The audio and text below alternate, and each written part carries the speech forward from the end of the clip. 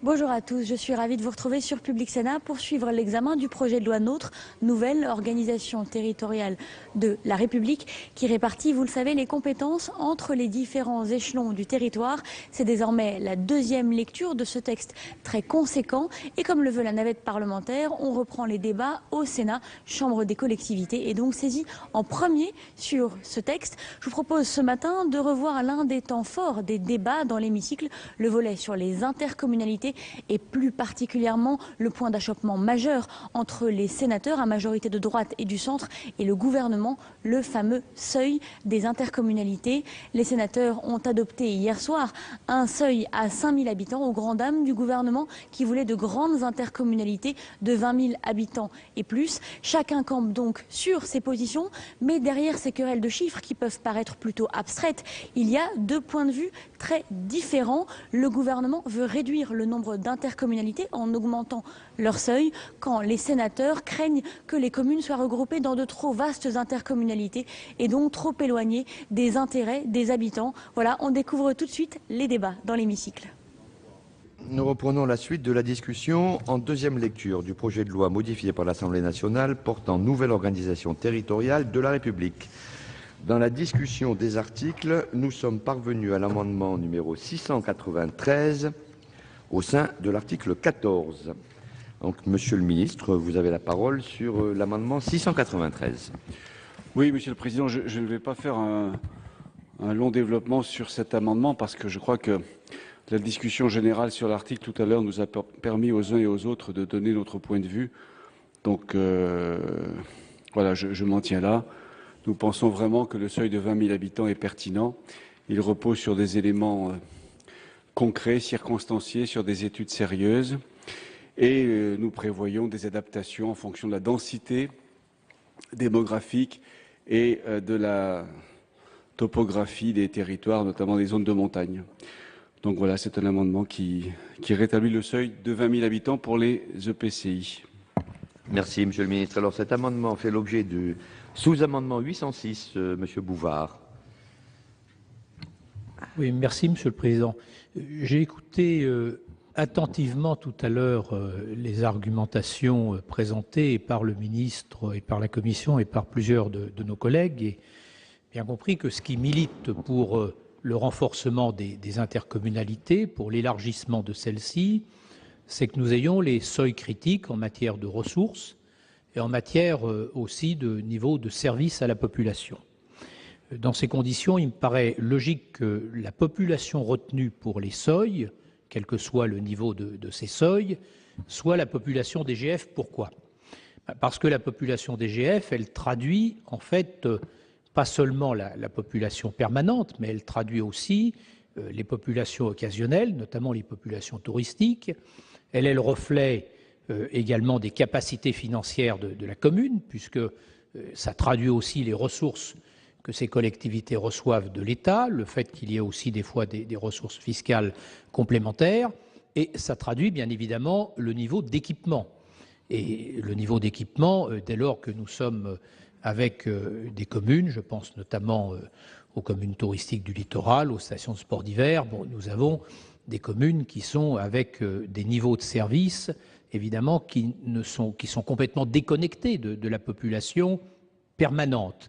Et donc, il me semble naturel, au regard des équipements à gérer, qu'il s'agisse d'équipements collectifs, comme de l'eau, de l'assainissement, de services de déplacement, qu'il s'agisse de garderies et autres, il me semble naturel qu'on prenne ce seuil qui me paraît être, enfin, qu'on prenne cette référence de population DGF qui me paraît être la plus pertinente si l'objectif est effectivement bien de caler la dimension des intercommunalités sur les niveaux de service et les capacités financières des collectivités territoriales qui composent les EPCI.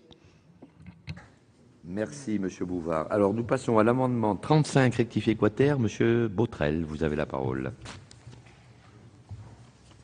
Merci, Monsieur le Président, Monsieur le Ministre, mes chers collègues. Bien, le débat est allé assez loin préalablement à l'examen des articles. Sur la question du seuil, néanmoins, je voudrais bien y revenir un peu. Il sera forcément insatisfaisant dans le cas qui nous préoccupe, mais la question du seuil pose toujours problème. Pourquoi 90 km/h sur la route Pourquoi nous avons évoqué les PLU au cours de la discussion? Pourquoi le zonage passe-t-il à tel endroit plutôt qu'à tel autre, rendant un terrain constructible ou non? Et on pourrait multiplier les exemples de ce genre. Donc à partir de là, forcément, on peut dire 15 000, 20 000, 5 000, rien ne sera jamais satisfaisant. J'observe que dans ce qui a été prévu jusque-là, et l'amendement que je défends le prévoit également, un certain nombre de dispositions sont prises pour tenir compte de la réalité des territoires, et notre collègue Bouvard, à juste raison, évoque les territoires de montagne où la superficie n'est pas celle du territoire strictement considérée, mais également le relief qui le compose. Donc à partir de là, oui, en effet, nous avons repris un certain nombre de dispositions plus simples, plus lisibles selon moi que celles de l'Assemblée nationale et qui permettent de prendre en considération un certain nombre de situations locales. D'ailleurs, possiblement 30% des départements seraient en dessous des moyennes considérées s'agissant de la population. Ensuite, 15 000 habitants, je revendique aussi, autant que d'autres, d'avoir un peu l'expérience des collectivités territoriales et du milieu rural auquel j'appartiens et dans lequel j'ai fait toute ma carrière. Je crois qu'il faut anticiper un peu l'avenir. Moi, je pense profondément que cette réforme ne remet pas en cause les communes. Je l'ai dit à la tribune il y a deux jours maintenant, qu'un certain nombre de compétences ont été déjà transférées et de bon gré par les collectivités, donc ne forçons pas trop le trait. Les communes ont leur justification et continueront à exister, et que 15 000 habitants, ce n'est pas remettre en cause l'existence des communes, moyennant certains accommodements que j'ai rappelés. Donc voilà toutes ces raisons qui nous a conduit à déposer cet amendement, de façon à ce que la population prise en compte et qui correspond, me semble-t-il, assez largement aux aspirations des territoires que je connais le mieux, eh bien, il me semble que ce seuil de population est un seuil réaliste, significatif et qui anticipe sur l'avenir. Merci, Monsieur Botrel. Donc le sous-amendement à cet amendement n'est pas soutenu. Et nous en arrivons au 105 rectifié non-nièce. Monsieur Mercier, vous avez la parole. Je vous remercie beaucoup, Monsieur le Président. Je voudrais expliquer quel est l'état d'esprit du groupe centriste sur cette question du seuil pour créer une intercommunalité.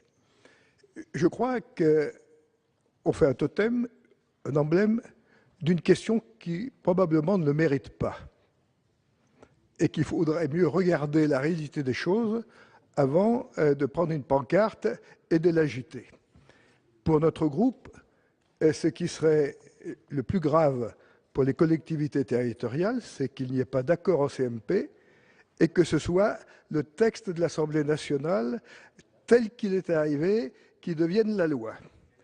Donc nous abordons ces questions avec un esprit à la fois d'ouverture, de pragmatisme, mais aussi de réalisme. Quand on regarde les choses, on s'aperçoit qu'en 4 ans, le nombre de communautés de communes a diminué de 500. Donc il y a eu des regroupements, déjà beaucoup, et ça va continuer.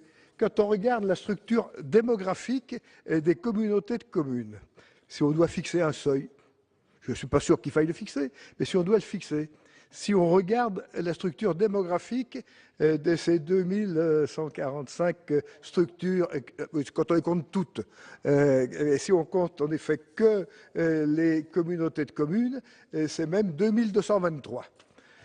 Mais peu importe. Ce qui compte, c'est qu'on voit bien qu'il y a une masse de communautés, de PCI très importante sur le haut de la population et qu'il reste un certain nombre de cas en dessous de 10 000 habitants. Mais quand tout état de cause, le seuil de 20 000 habitants n'a pas de justification au regard de la situation du pays aujourd'hui et qu'on ne peut pas accepter ce seuil. Donc, nous pensons qu'il faut peut-être chercher un seuil, mais pour les communautés dont la population est la plus basse, je viens de parler d'un exemple. Et puis nous pensons, deuxièmement, qu'il faut laisser du pouvoir d'appréciation locale à la CDCI. et que c'est à travers ces deux idées que l'on doit trouver la solution. Alors, je ne sais pas si on nous consultera, il y aura des négociations, des discussions, et c'est normal pour préparer la CMP. Mais dans l'hypothèse où personne ne nous dirait rien, il était normal que le groupe centriste vienne dire ce qui lui paraissait devoir être la solution. On est un peu habitué à ce régime, mais bon, on a toujours des espérances, comme dirait Peggy, de l'espoir, comme dirait, je sais pas, Jean-Paul II, eh bien, mon cher, on prend les nôtres et on vous laisse les vôtres bien volontiers, sans aucun problème. Mais ceci étant rappelé, notre groupe ne veut pas non plus empêcher des négociations en faisant fixer dès ce soir une limite qui serait inférieure à 20 000, mais qui serait par exemple 15 000, mais qui bloquerait les discussions que les rapporteurs auront sûrement dans le cadre de la préparation de la CMP. Et pour ne pas figer les discussions, je retire notre amendement. Donc le 105 rectifié Noniès est retiré, et donc par conséquent, les sous-amendements n'ont plus d'objet. Et ce qui nous fait que nous en arrivons au 623 rectifié. Monsieur Delbar, vous avez la parole. Quel suspense. Monsieur le Président, Monsieur le Ministre, je me suis demandé pourquoi mon nom était attaché à un amendement, mais sans doute mes amis ont-ils voulu que je passe, après que l'essentiel du débat ait été abordé, un peu comme la voiture balai d'un amendement qui vous dit dans le fond, c'est votre dernière chance. Prenez-le en considération. Si vous ne le prenez pas, l'avenir de ce texte ne sera pas conforme à ce que nous pouvons souhaiter, nous. Mais peut-être que progressivement, vous aussi, vous y viendrez. Je ne vais pas rentrer dans le détail, je vous redirai ce que a dit Jean-Pierre Sueur. C'est un amendement auquel nous croyons, parce que nous ne pensons pas qu'il faille forcément rester agrippé aux 20 000 habitants.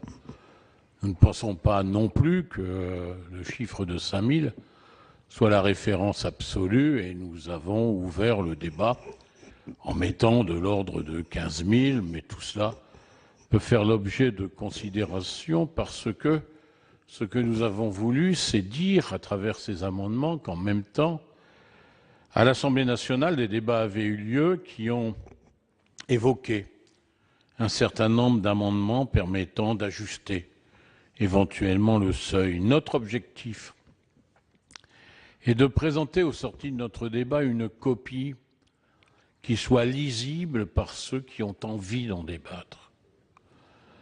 Qu'à l'Assemblée nationale, on sache que nous ne sommes pas des caricaturistes de ce débat.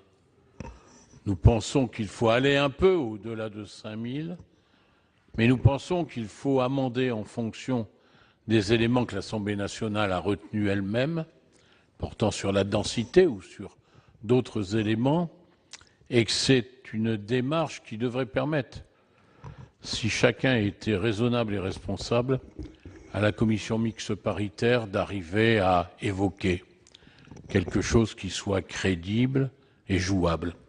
Sincèrement, je pense qu'il faut élever un peu le chiffre, parce que je crois à l'intercommunalité. Je crois que celle-ci peut prendre, derrière ce texte de loi, une nouvelle dimension.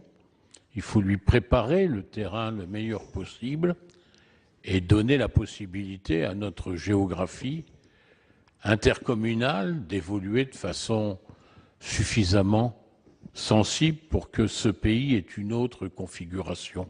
On peut refuser, on peut ne rien faire, mais on se retrouvera dans une paire d'années à rejouer le même débat pour essayer de faire avancer. Je pense que les communes ont envie d'évoluer vers de meilleures responsabilités, vers une meilleure prise en considération des éléments de leur avenir. Alors, donnons-leur la possibilité en leur laissant des capacités d'ajustement. Merci, Monsieur le Président. Merci, Monsieur Delbar. Le 356 rectifié, Monsieur Mézard.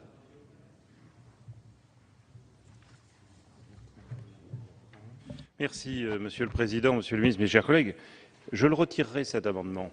Je l'avais déposé, je dirais, comme un signal au cas où le travail de la Commission n'aurait pas abouti aux propositions qui sont aujourd'hui les siennes. Mais je dois dire que je suis toujours malheureusement surpris de certains arguments. De nous dire, écoutez, il faut faire un effort parce que à l'Assemblée nationale, sinon notre position sera mal vue. Il faut rechercher un compromis, même si on bafoue tous les principes pour trouver ce compromis. Nous sommes, tant que nous existons, Monsieur le ministre Delbar, tant que nous existons et tant que le président de l'Assemblée nationale ne nous a pas supprimés, nous sommes la Haute Assemblée chargée, en application de la Constitution, de représenter les collectivités territoriales. Et entendre que nous devons nous soumettre au diktat de l'exécutif et de l'Assemblée nationale, moi, ça me fait mal. Et je dirais même que ce n'est pas bien. Nous avons un devoir, c'est celui de représenter les collectivités territoriales. Dans quelques minutes, sur l'explication de vote, je dirai à Monsieur le ministre pourquoi, au fond, je ne peux pas partager les conclusions de son amendement et ce qui s'est passé, parce que nous le savons, ce qui s'est passé. Mais en tout cas, considérer qu'il faut dire 15 000, parce que ça fera plaisir à l'Assemblée nationale et qui, finalement, acceptera de diminuer de 20 000 à 15 000. Mais est-ce cela faire avancer l'intérêt de nos concitoyens, l'intérêt de nos collectivités? Moi, je ne le pense pas, parce qu'avec ces seuils dont on connaît l'origine, et j'y reviendrai tout à l'heure, et je viserai effectivement très clairement une certaine technocratie et certains think tanks, comme on dit aujourd'hui. Parce que ce qu'il y a dans le texte, il était déjà dans le rapport de Terra Nova en 2011. Eh bien, je ne pense pas que ce soit bien, parce qu'avec des seuils aussi arbitraires, vous allez casser certaines intercommunalités qui fonctionnent aujourd'hui très bien. C'est la réalité. Vous avez des gens qui sont dans des départements à 10 000 habitants, qui fonctionnent très bien, et vous allez les obliger à casser leur système. Vous croyez que c'est bon? Vous croyez que c'est bien pour nos concitoyens? Non. Laissez-leur, une fois de plus, de la liberté. Aujourd'hui, l'intercommunalité, elle avance. Et elle avance vite, beaucoup plus vite que ce que l'on pense. Et je donnerai d'autres explications là-dessus. Mais vraiment, je retire cet amendement, Monsieur le Président, et je expliquerai mon vote sur les autres. Bien, le 356 rectifié est retiré. Le 410 rectifié n'est pas soutenu, pas plus que le 478 rectifié bis. Donc, Monsieur le rapporteur, quel est votre avis sur les amendements restants en discussion, qui sont peu nombreux? Merci, Monsieur le Président. Alors, tout d'abord, l'amendement du gouvernement. Je crois que ce n'est pas la position de la Commission, puisque le gouvernement dit 20 000, enfin c'est le texte de l'Assemblée. C'est 20 000 avec les dérogations, améliorées, je crois, parce qu'il y avait quand même des problèmes de rédaction en ce qui concerne les dérogations. Mais donc c'est contraire à la position que vous proposez de la Commission, donc avis défavorable. Le sous-amendement, c'est ça, de M. Bouvard? Alors, il me pose quand même un petit problème, ce sous-amendement. D'abord, il n'a pas pu être examiné par la Commission. Donc, c'est à titre personnel, comme c'est le cas souvent dans les sous-amendements. Vous proposez que le compte de la population soit la population c'est la population totale, population municipale, plus double compte. Moi, ce qui m'ennuie, c'est que dans tout calcul de la population, c'est visé par l'article L. 2151-2 du Code général. Pardon, c'est l'article R. Et oui, c'est la population totale. Alors, ça m'ennuie qu'on fasse un pourquoi, dans ce cas-là, fait-on un cas particulier? Ça a toujours été comme ça. Donc, c'est la population totale obtenue par addition au chiffre de la population municipale de celui de la population comptée à part. Donc, il faut mieux en rester là parce que ça crée une hétérogénéité par rapport à tous les calculs dans le Code général. Donc, vous pourrez peut-être retirer votre sous-amendement, mon cher collègue.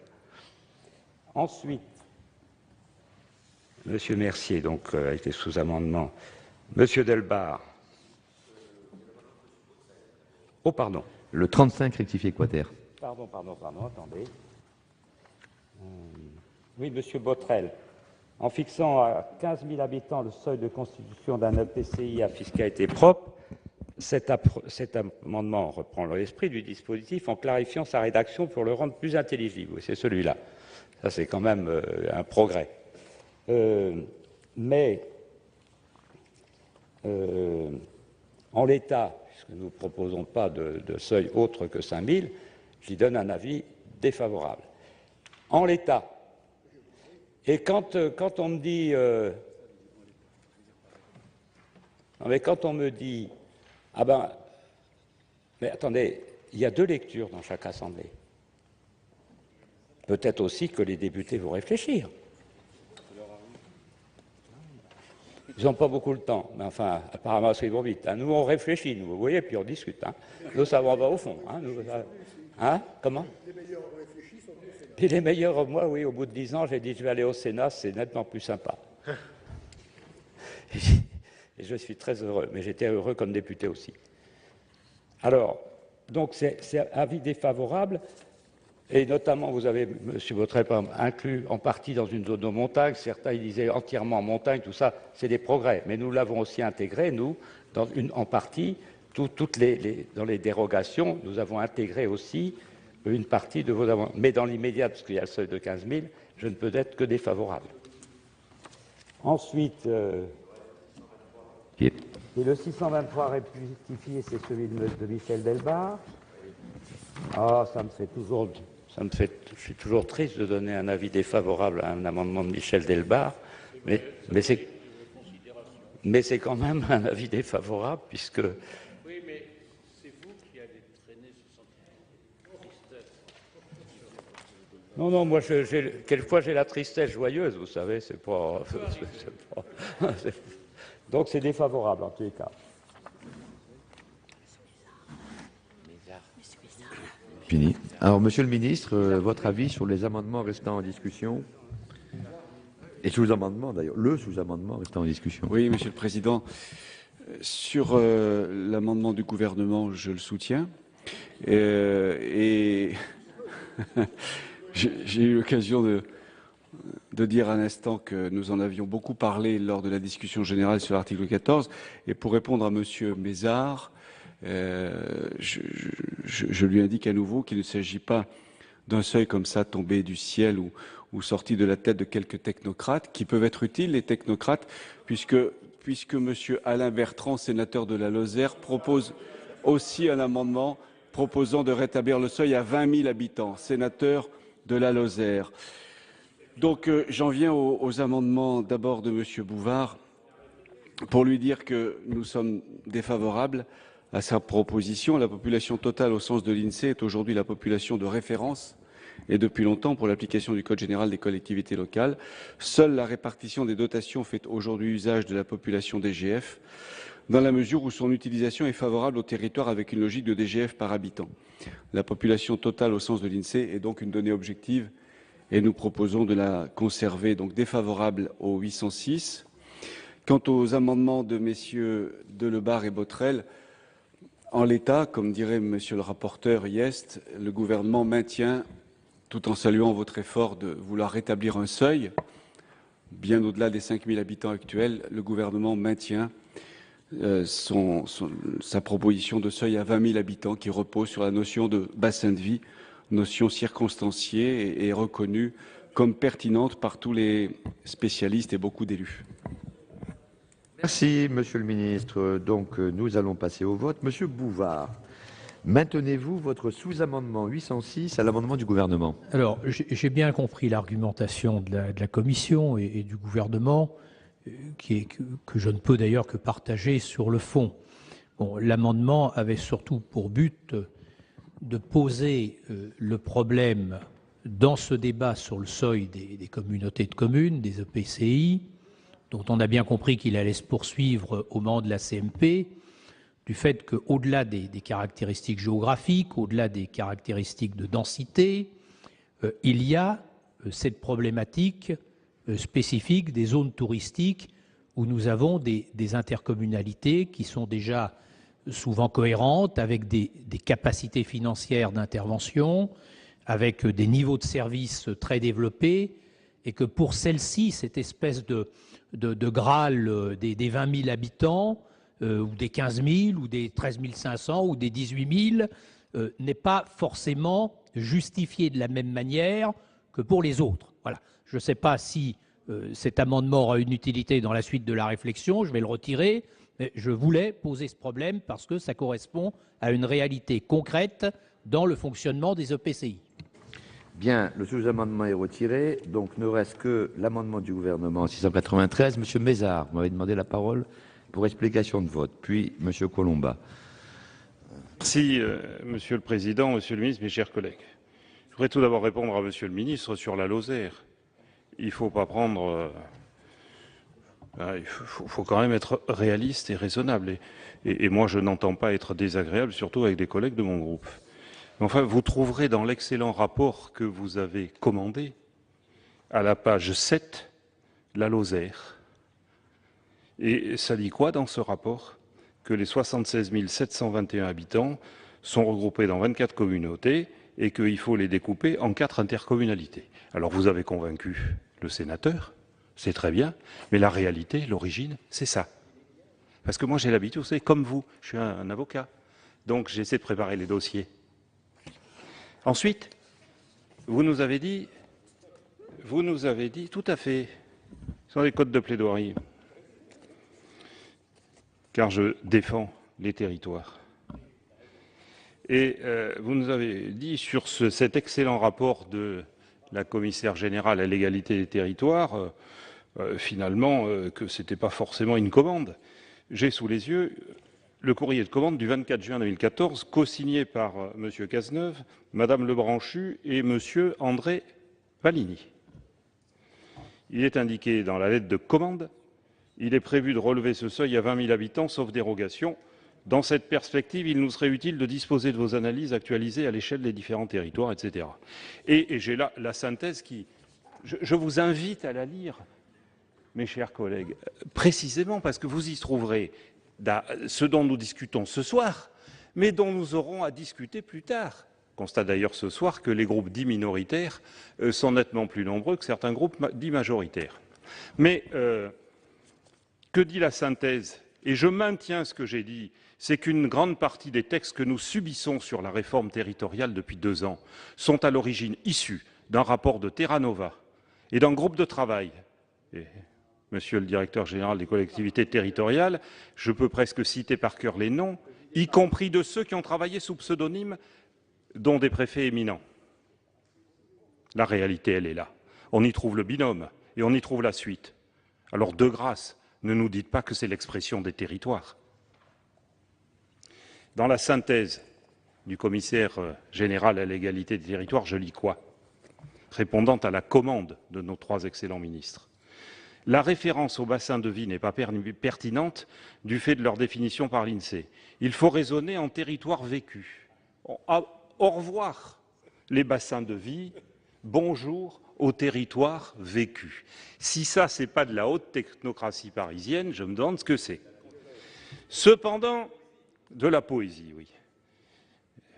Vous avez l'habitude, cher président de la commission des lois, de la technocratie parisienne. Cependant, une analyse à partir du découpage actuel montre que les EPCI d'au moins 20 000 habitants disposeront tous des équipements suffisants et de quelques pôles de centralité à mettre en réseau. Je vais un peu plus bas. La loi devra être très restrictive sur les exceptions de taille, car peu sont justifiées. La loi devra. Les élus, ils sont où, là?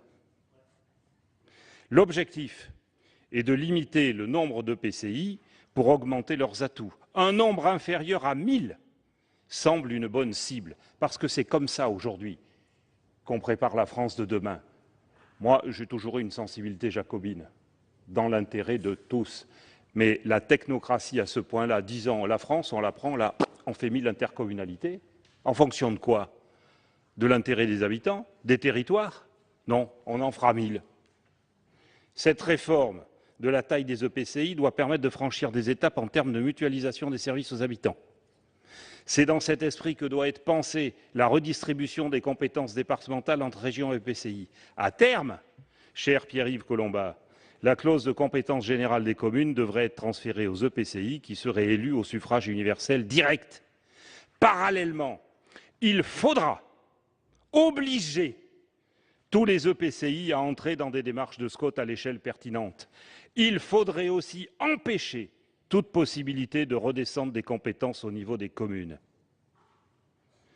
Finalement, les politiques publiques, et notamment les outils de financement et de péréquation comme la DGF et haute dotation, devront être attribués globalement à l'échelle des EPCI. Oui, monsieur le ministre, ça, c'est le gouvernement de la technocratie. Il n'y a plus de texte rédigé par les élus, mais par cette technocratie qui est effectivement compétente, pleine d'atouts, mais qui devrait enfin exécuter les ordres des élus et non l'inverse. Collombat.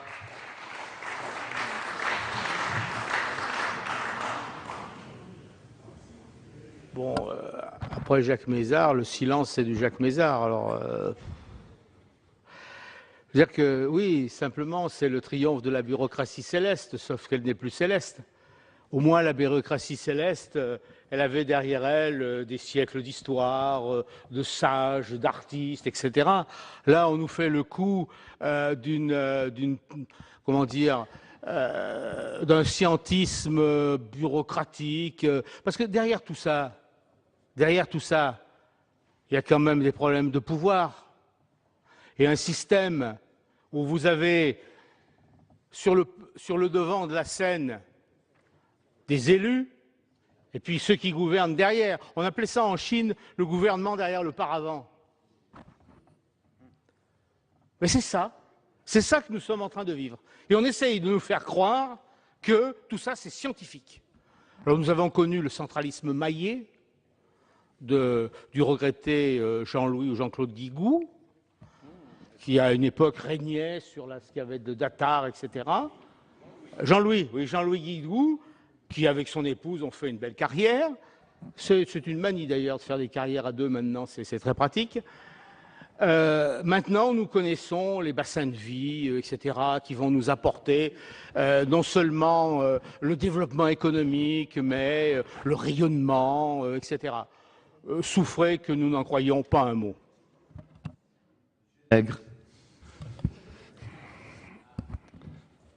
J'interviens parce que j'écoute attentivement ce que disent les uns et les autres.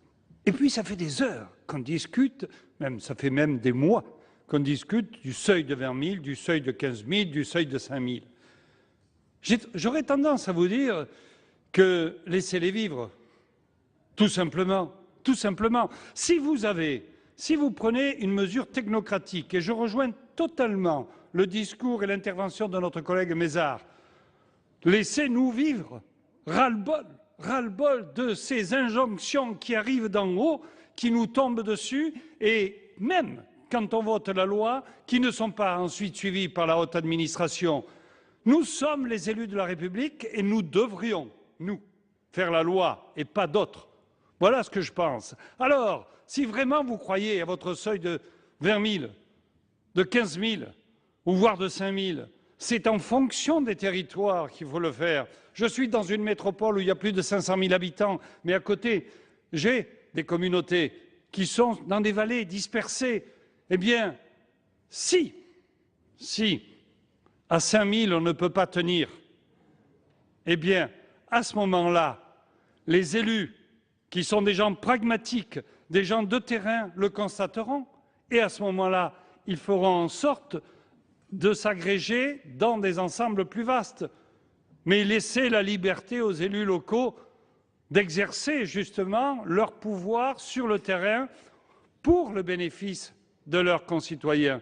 Et ce n'est pas le sentiment que j'ai ce soir, où j'ai l'impression que tout est carré, que l'on doit fonctionner, le petit doigt sur la couture du pantalon, en fonction de chiffres qui sont donnés. Ce n'est pas ça le Sénat.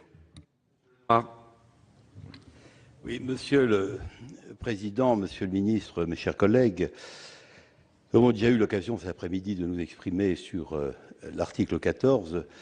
Je voudrais réagir en défendant la position de la Commission à l'intervention de notre collègue Michel Delbarre, qui, une fois de plus, ressasse un vieil argument consistant à dire ceux qui sont fixés sur le seuil de 5 000 habitants sont tout simplement des passéistes.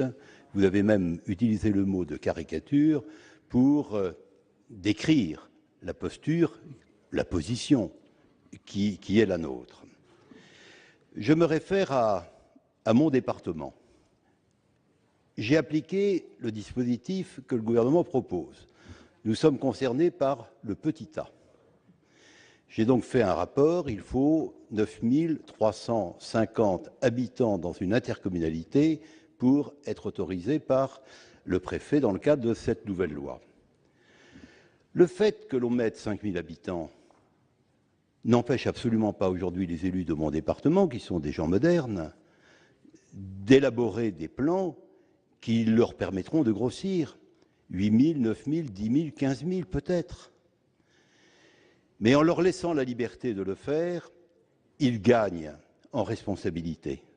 Ce n'est pas la loi qui les oblige à faire, c'est eux qui l'auront décidé, par rapport à un territoire qu'ils estiment pertinent et surtout par rapport à un projet qui les rassemble et qui les fédère.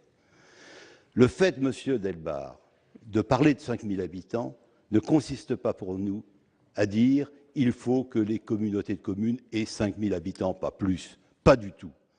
C'est simplement donner de l'air, donner de l'oxygène aux élus que l'on prend pour des personnes responsables et capables de voir où est l'intérêt de leur territoire. Et je suis très sensible, évidemment, à la plaidoirie, non, au réquisitoire. Vous n'êtes pas avocat, mon cher président Mézard. Vous étiez tout à l'heure un procureur, en sortant des arguments qui ont eu un vrai retentissement dans cet hémicycle. Vous avez démontré une chose, c'est que contrairement à ce que l'on entend parfois, et Monsieur le ministre, vous avez relayé cette opinion, ce n'est pas l'avis de l'Assemblée nationale contre l'avis du Sénat, c'est l'avis d'un certain nombre de personnes qui appartiennent à des cercles de pensée qui ont été parfaitement décrits, identifiés par notre ami Jacques Mézard, contre les élus que nous sommes représentant les territoires. Et si l'Assemblée nationale voulait s'entêter, ce n'est pas pour tout simplement aller dans le sens que les élus auraient décidé sur le plan local. Là-dessus, j'attends les députés devant les élus des communes et des intercommunalités. Je les attends dans certains départements défendre le seuil de 20 000 habitants. Ils seront particulièrement bien reçus. Non, ce n'est même pas eux qui décident. Ce sont d'autres personnes qui sont derrière. Alors que nous, nous sommes libres, nous sommes indépendants. Et nous avons un objectif plus une ambition qui est de donner plus de responsabilités aux élus.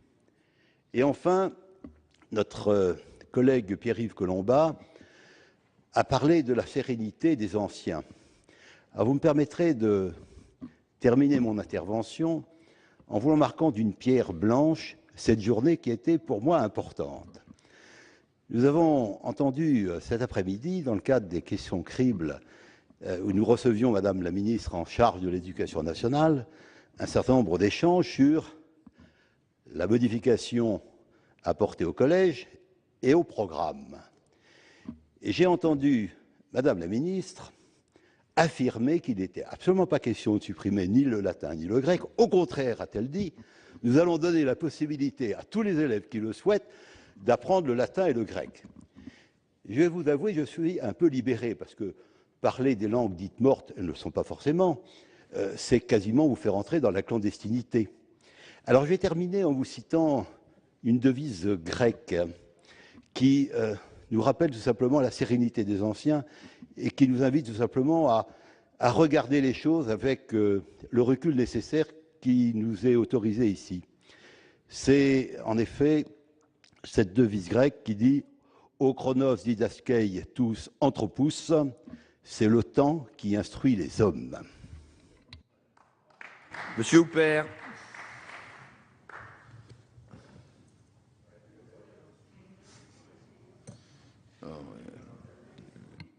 Oui, ça va être dur. Monsieur le Président, Monsieur le Ministre, le Président Mézard nous a parlé avec sa verve de la technocratie, cette génération endogène qui se reproduit entre elles. On parle de seuil. Cette technocratie a une religion, celle du chiffre. Monsieur le Ministre, écoutons les territoires. Je suis sénateur de la Côte d'Or. Le nord de la Côte d'Or, c'est le désert, 6 habitants kilomètre carrés. Nous avons des intercommunalités de 3 000 habitants. Pour faire une intercommunalité de 20 000 habitants, il faut multiplier, c'est-à-dire en ajouter 4 ou 5. Mais ces intercommunalités, elles sont dans la misère. On va ajouter la misère à la misère. Quelle est la solution pour les territoires? Pour l'intercommunalité dans l'hyper-ruralité, ce sont les ressources fiscales. Et les ressources fiscales, un territoire marche quand il a des industries, quand il a du travail. Pour moi, le bon chiffre, Monsieur le Ministre, c'est quand ça marche. Une intercommunalité de 5 000 habitants, quand elle marche, il faut lui foutre la paix. Merci. Merci, Monsieur Houpert. Bien, il n'y a plus d'explication de vote. Je n'en vois pas. Donc, je mets aux voix l'amendement 693 du gouvernement avec un avis défavorable de la commission. Qui est pour? Qui est contre? Qui s'abstient? Il n'est pas adopté. Nous en arrivons à l'amendement 35, rectifié quater, présenté par M. Botrel. Y a-t-il des explications de vote? Il n'y en a pas. Je le mets aux voix avec 2 avis défavorables. Qui est pour? Qui est contre? Qui s'abstient? Il n'est pas adopté. Et nous en venons au 623 rectifié de M. Delbar. Pas d'explication de vote. Je le mets aux voix avec 2 avis défavorables. Qui est pour? Qui est contre? Qui s'abstient? Il n'est pas adopté. Nous en arrivons à 3 amendements en discussion commune. Le 366 rectifié. M. Colomba, vous avez la parole.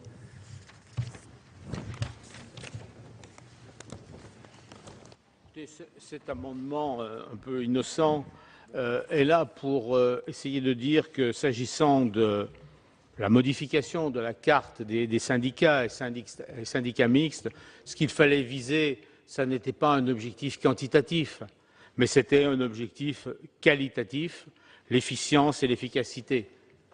Bon, je sais bien que l'efficience et l'efficacité, c'est un peu moins reluisant qu'un objectif chiffré, parce que c'est vrai, nous sommes maintenant dans l'administration par le chiffre. Bien. Mais ce n'est pas parce qu'un chiffre est précis qu'il a un sens. Merci. Le 437 rectifié bis n'est pas soutenu. Et nous en arrivons au 620 rectifié. Monsieur Botrel.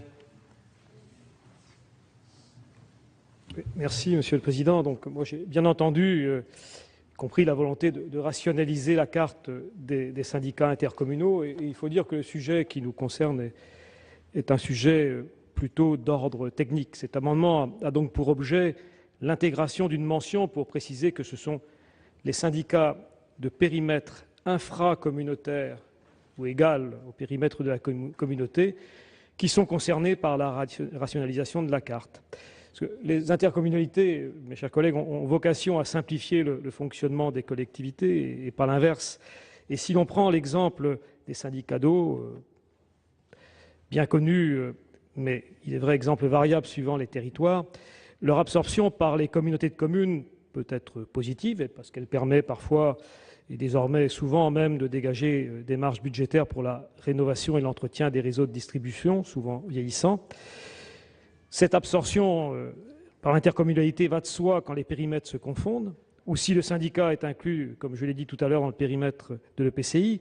Mais là où l'exercice se complique, c'est quand les limites territoriales ne se superposent pas. Et un syndicat, cela arrive assez fréquemment, peut chevaucher les limites de plusieurs intercommunalités, 2 ou 3, suivant le quoi. Alors dans ce cas-là, qui gouverne? Donc le présent amendement détaille les orientations de rationalisation qui seront soumises au futur CDCI. Et donc, à cet égard, il est utile. Et sur le plan normatif, par ailleurs, sa rédaction est neutre. Elle permet cependant d'apaiser des inquiétudes qu'il faut entendre, manifestées par un nombre conséquent d'élus locaux concernés par ces questions, et précise, me semble-t-il, utilement les objectifs du gouvernement en la matière. Quel est votre avis sur ces deux amendements? Oui. Monsieur le Président, je pense que l'objectif de diminuer le nombre de syndicats, qui était déjà celui de la loi de 2010, doit être poursuivi. Alors c'est vrai, de toute façon, quand c'est le même périmètre, de toute façon c'est automatique, hein, les compétences sont reprises. Bon, certains veulent aller à marche forcée en fournissant, en supprimant tout un tas de syndicats. Le président Mézard ou peut-être Pierre-Yves Collombat a évoqué l'eau et l'assainissement, hein, alors que bon, c'est peut-être pas la priorité, l'obligation. Hein. Mais si on commence à préciser, il faut quand même regarder, non pas là, c'est pas la taille qui compte, c'est l'efficacité.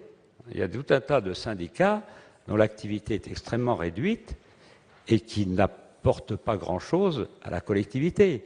Il faut savoir faire supprimer des syndicats quand ils n'ont plus d'objet vraiment. Alors quelquefois on les maintient parce que, je ne vais pas dire pourquoi, parce que ça ne serait pas gentil, hein, mais je ne peux pas le dire, c'est parce que je respecte tous les... Bah si, je vais le dire. Parce qu'il y a des présidents, des vice-présidents, etc. Ben oui. Bon, vous savez, quand vous rentrez dans le détail, là, ça devient plus difficile. Hein. Et il faut quelquefois avoir beaucoup de courage pour les élus qui disent maintenant, ça suffit. Bon, ça suffit. D'ailleurs, les syndicats sont facilement dissous s'il n'y a pas de problème d'indemnité. Comme ça. Hein, et moi, je pourrais vous raconter l'histoire des syndicats d'électrification dans beaucoup de départements. Pour les unifier, ça a été une chose très difficile. Donc, on y arrive, il faut que ça continue. Mais nous restons au texte de la Commission. Monsieur Collombat, je comprends, parce que vous êtes toujours très subtil, mais la Commission a donné un avis défavorable à votre amendement et à celui de Monsieur Botrel aussi. Merci. Monsieur le ministre, quel est l'avis du gouvernement? Merci, Monsieur le Président. Alors, sur les syndicats intercommunaux, quelques chiffres que vous connaissez sans doute. On dénombre encore 13 408 syndicats intercommunaux en France, dont le budget global est de 17,5 milliards d'euros, dont près de 10 milliards en fonctionnement. Mais je précise que dans le fonctionnement, il y a souvent des services rendus à la population. Ce ne sont pas seulement des dépenses de gestion et encore moins d'indemnités. Non, parce qu'il y a un abus de langage qui consiste à dire que sur 17 milliards, 10 milliards partent en frais de fonctionnement, en dépenses de fonctionnement, dont la plupart sont des dépenses de ce que coûte l'action rendue par les syndicats. Sur ces 13 408 syndicats intercommunaux, 8 979 sont des syndicats intercommunaux à vocation unique, les SIVU, que nous connaissons bien, et 1 233 sont des SIVOM, à vocation multiple. La moitié des syndicats de communes ne regroupent pas plus de 4 communes. On compte en moyenne 134 syndicats par département et 3 départements, je ne dirai pas lesquels, comptent plus de 300 syndicats intercommunaux. Alors l'objectif du gouvernement, et qui est, je crois, partagé sur tous les bancs, est de réduire le nombre des syndicats intercommunaux, notamment ceux dont le périmètre est intégralement inclus dans celui d'un EPCI. Et ils sont 5 800 dans ce cas. 5 800 syndicats ont un périmètre compris dans le périmètre d'une seule intercommunalité. Vous le savez tous, la diminution du nombre de ces syndicats, qui était prévue par la loi 2010, mais qui n'a pas avancé autant qu'on l'aurait souhaité, et la plupart des préfets expliquent qu'ils se sont concentrés sur la carte des EPCI et qu'ils ont laissé un peu de côté le travail qu'ils devaient faire sur les syndicats intercommunaux. Mais cette diminution du nombre des syndicats intercommunaux permettra évidemment de réaliser des économies d'échelle et de supprimer des doublons, et donc de faire des économies budgétaires. Pour autant, nous ne souhaitons pas supprimer tous les syndicats, notamment les syndicats mixtes ouverts, les plus importants, qui regroupent un grand nombre de communes d'un même département. Ils ont su prouver leur efficacité dans de nombreux domaines de la gestion locale, et notamment dans la péréquation qu'ils arrivent à établir entre territoires urbains et territoires ruraux. Donc ces syndicats ne seront pas visés par le mouvement que nous voulons impulser et qui, je le répète, est un souci partagé par la plupart d'entre vous. Pour autant, je suis obligé de donner un avis défavorable aux deux amendements, Monsieur le Président. Merci. Monsieur Collombat. Observer à notre rapporteur qu'il est vrai, on a tous en tête des problèmes d'indemnité, etc. Mais je dois lui dire, il le sait aussi bien que moi, c'est une bluette à côté des rives, dans des gros bidules, où il y a des indemnités quand même tout à fait confortables pour des gens qui se contentent de signer des décisions prises par la bureaucratie. Bon. Et voilà. Et puis je voudrais faire observer aussi que si, quand même, on avait fait aboutir l'idée de statut de l'élu, notamment pour les petites collectivités, on aurait peut-être un peu moins, de problèmes. Donc voilà. Non, simplement ce sur quoi je voulais attirer l'attention, c'est que, encore une fois, sur ce sujet-là, des objectifs quantitatifs n'ont pas leur sens ici. Même l'argument, on aura peut-être l'occasion d'y revenir, selon lequel s'il y a des syndicats, prenons par exemple pour l'eau, qui, dans une intercommunalité, moi je pense à mon intercommunalité qui fait presque 100 000 habitants, donc je suis pas rétif à ce genre d'organisation quand ça a un sens. Il y a effectivement, pour régler les problèmes de l'eau, il y a plusieurs syndicats.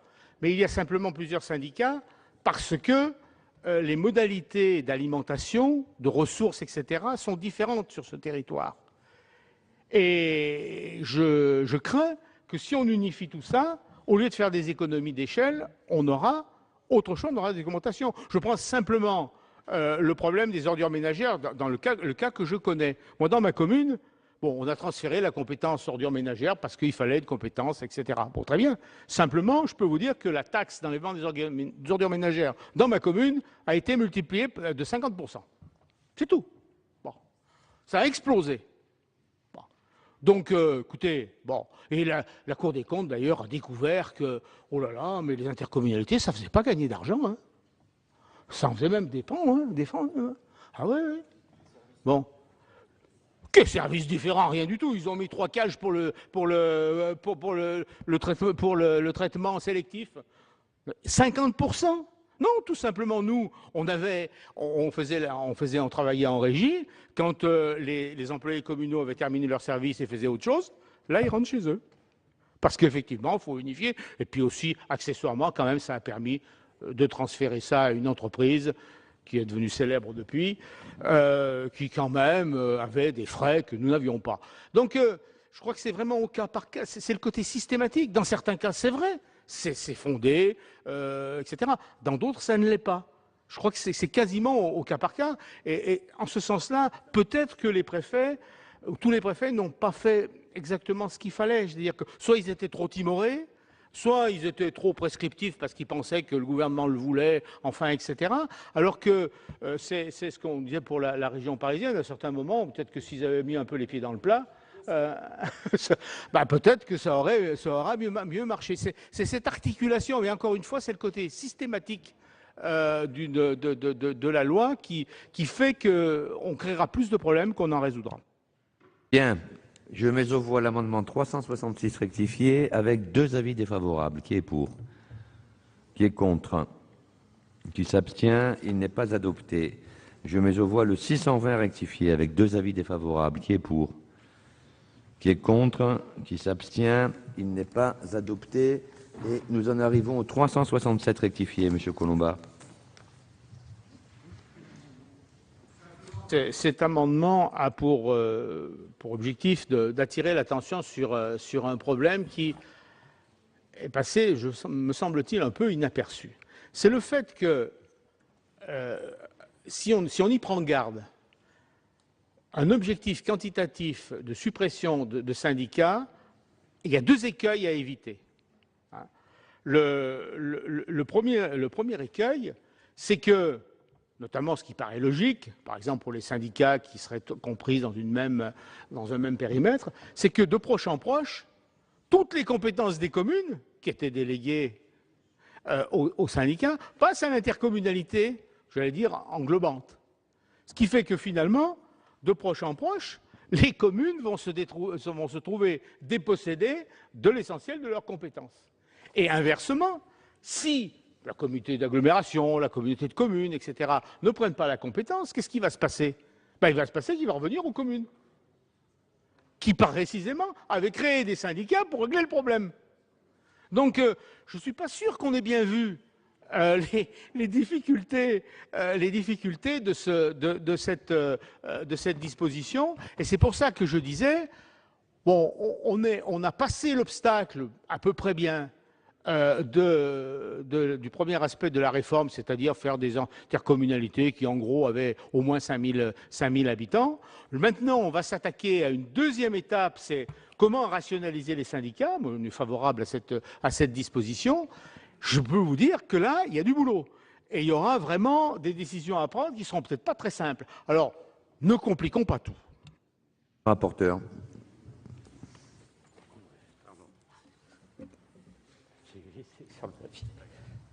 Écoutez, monsieur Colomba, vous avez raison de poser la question, mais en fait, si vous regardez bien, on complète le cinquièmement de l'article de l'alinéa de cinquièmement de l'article 5210.1.1. Aujourd'hui, on visait le transfert des compétences exercées par les syndicats de communes ou les syndicats mixtes à un établissement public de coopération. Justement, on dit que ce n'est pas forcément un établissement public de coopération. Et ce qui ajoute ou à un autre syndicat exerçant les mêmes compétences. Au contraire, monsieur Colomba, c'est le raisonnement inverse de celui que vous avez donné. Donc, je crois que vous pourriez retirer votre amendement. Le ministre. Même avis que le rapporteur. Il est retiré. Nous passons au 344 rectifié bis qui n'est pas soutenu. Et nous en arrivons au 692 rectifié du gouvernement. Monsieur le ministre, vous avez la parole. Monsieur le Président, cet amendement vise à préciser que les communes franciliennes qui ne sont pas incluses dans le SRIF, le schéma régional de coopération intercommunale de la région Île-de-France font l'objet de schémas départementaux de coopération intercommunale selon les mêmes modalités et le même calendrier que les autres départements. L'amendement 766 rectifié de la commission qui est identique. Il est identique, donc je donne un avis favorable à l'amendement du gouvernement, monsieur le Président. Ainsi que le ministre au vôtre. Ben oui, mais comme ça sera l'amendement du gouvernement qui sera voté d'abord. Alors, je mets aux voix ces deux amendements avec deux avis favorables. Qui est pour? Qui est contre? Qui s'abstient? Ils sont adoptés. Le 535 n'est pas soutenu. Et donc, je vais mettre aux voix l'article 14. Qu'y a-t-il des explications de vote? Je n'en vois pas. Donc, je mets aux voix l'article 14. Qui est pour? Qui est contre? Qui s'abstient? Il est adopté. Je mets aux voix l'article 14 bis. Qui est pour? Qui est contre? Qui s'abstient? Il est adopté. Nous en arrivons à l'article 15 avec un amendement 290. Madame Kuckerman. Merci, Monsieur le Président, Monsieur le Ministre. Mes chers collègues, en cohérence et dans la logique, puisque cet article 15 est lié à l'article 14, nous en proposons la suppression à travers cet amendement, puisque la loi de 2010 a ouvert un chemin plus incitatif, voire coercitif, dont la logique a inspiré l'article 14 que nous venons d'étudier et l'article 15 qui arrive. Il s'agit en effet, à travers cet article, de favoriser la montée en puissance de l'intercommunalité en fixant un seuil comme un objectif commun à toutes les intercommunalités. De plus, les dispositions qu'il instaure renforcent encore le rôle des préfets et réduisent donc toujours plus la responsabilité des communes dans la mise en place de ces intercommunalités. Même si ces derniers ont été encadrés par l'Assemblée nationale en prévoyant qu'à défaut d'accord des communes concernées sur les projets préfectoraux de création, de modification de périmètre ou de fusion de PCI, le représentant de l'État ne pourra passer outre le refus de communes que sur un avis favorable de la CDCI. De plus, si au terme des textes actuels, des communes peuvent être contraintes par le préfet de rejoindre telle ou telle autre intercommunalité, l'accord des conseils municipaux sur de tels projets de schéma doit être exprimé par les 2/3 au moins des conseils des communes intéressées, représentant plus de la moitié de la population totale de celle-ci, ou par la moitié au moins des conseils municipaux des communes représentant les 2/3 de la population. Cette règle de majorité qualifiée est une constante dans notre droit en ce domaine et n'est pas dans notre objectif ici de la remettre en question, mais encore une fois, En revanche, l'article 15 remet en cause cette règle et la remplace par une majorité simple, même si elle est légèrement aménagée dans cet article. Ainsi, chacun comprendra que, refusant déjà les procédures mises en œuvre par la loi de 2010, nous ne pouvons que rejeter celles que ce texte met en place et qui renforcent le caractère autoritaire des précédentes. Monsieur le rapporteur. Comme l'indiquait notre collègue, c'est un amendement de conséquence aussi, donc c'est un avis défavorable. Monsieur le ministre. Même avis, monsieur le président. Même avis. Je le mets aux voix. Il n'y a pas d'explication de vote avec 2 avis défavorables. Qui est pour? Qui est contre? Qui s'abstient? Il n'est pas adopté. Nous en venons à 3 amendements en discussion commune. Le 726 du gouvernement, monsieur le ministre. Cet amendement, monsieur le président, a pour objet d'adapter le calendrier de mise en œuvre du SDCI afin de tenir compte de la date de publication des schémas départementaux de coopération intercommunale fixée au 31 mars 2016, tout en maintenant l'objectif d'un achèvement de la mise en œuvre des SDCI au 31 décembre 2016. Cet amendement propose par conséquent de fixer au 30 juin 2016 la date limite de prise des arrêtés de projet de périmètre par le ou les représentants de l'État concernés, avec une réduction à 2 mois au lieu de 3 du délai de consultation de la CDCI lorsqu'elle est saisie d'un projet de périmètre qui diffère du schéma. Sur le 368 rectifié, monsieur Colomba.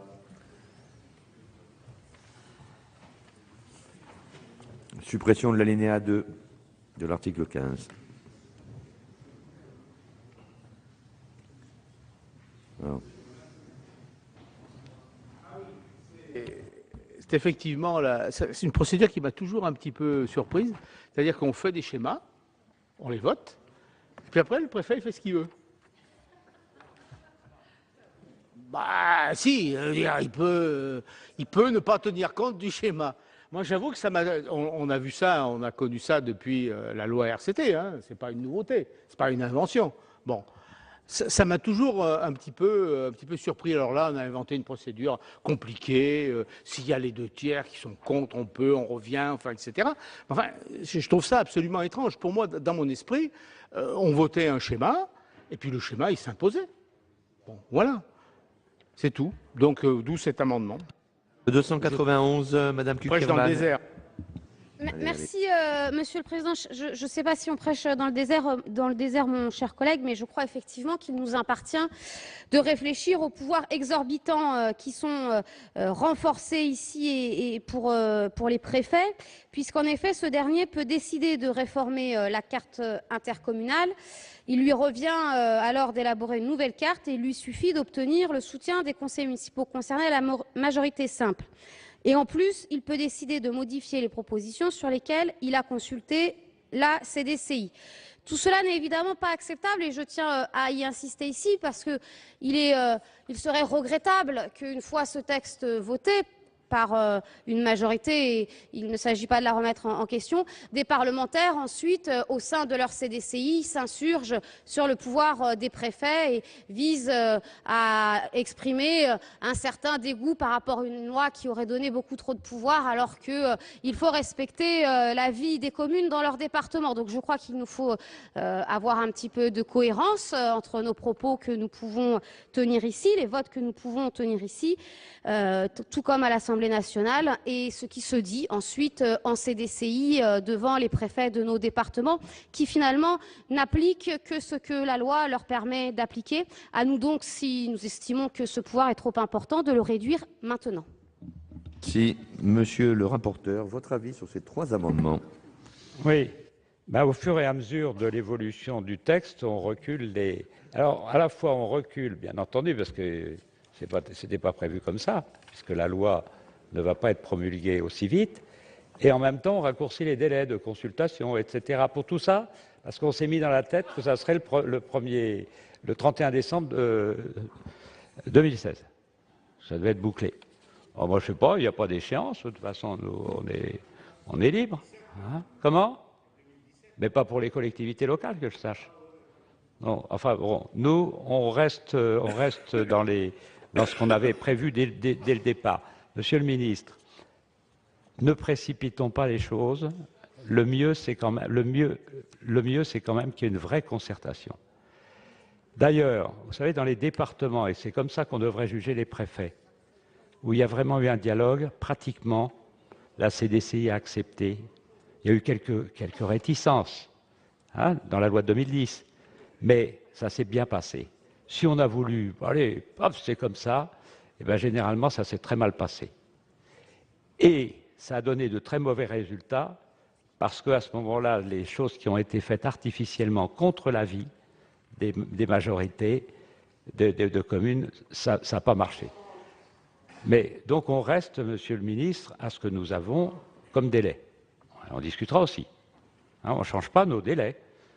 Deuxièmement, nous ne changeons pas les modalités de révision du schéma, etc., tous les modalités de la loi de 2010.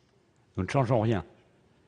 Donc nous, on est défavorables donc, aux amendements de Pierre-Yves Collombat et de Madame Cukierman, parce que on ne va pas changer la procédure.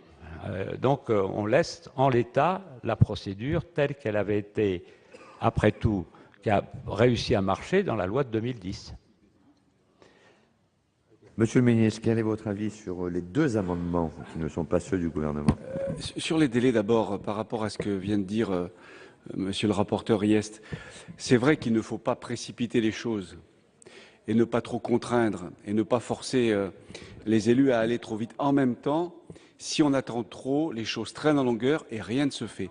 Je lisais tout à l'heure, pendant la suspension de séance, la revue de presse quotidienne que m'envoie le conseiller général de l'Isère, et il y avait un article dans Dauphiné Libéré aujourd'hui même sur ce qui se passe dans un secteur que connaît sans doute monsieur Collombat, entre la Tour du Pin et le pont de Beauvoisin. Ça fait des années que l'on parle de fusionner ou pas fusionner 5 communautés de communes. Certaines se sont tournées ensuite vers la Savoie, entre les deux ponts de Beauvoisin Isère, pont de Beauvoisin Savoie. Aujourd'hui, dans le Dauphiné Libéré, il y a une page entière, tous les élus de droite, de gauche, du centre et d'ailleurs, des 5 communautés de communes disent maintenant il faut décider, il faut qu'on décide dans un sens ou dans l'autre, il faut trancher, et le préfet les a réunis. Il va les amener à décider quelque chose. Quand on attend trop, on ne fait plus rien. À force de consulter, d'écouter, de se réunir, les élus eux-mêmes disent qu'il faut un certain délai et s'y tenir. Ça, c'est le premier élément. Deuxième élément, sur le schéma, monsieur Collombat, c'est justement parce que nous pensons qu'il faut écouter les élus locaux. Élus locaux qui peuvent, alors qu'un schéma a été adopté, vouloir 1 an ou 2 ans plus tard le faire évoluer et qui le disent au préfet. Il faut permettre au préfet de réouvrir la discussion, de réviser le schéma dans un esprit de souplesse, d'adaptation, de pragmatisme. Préfet qui restera quand même sous le contrôle de la CDCI. Donc nous sommes défavorables à votre amendement dans un souci d'adaptation à la réalité locale qui évolue. Donc défavorable, Monsieur le Président, aux 2 amendements. Très bien. Alors, je vais mettre aux voix l'amendement 726 du gouvernement. Messieurs Mézard, puis Collombat.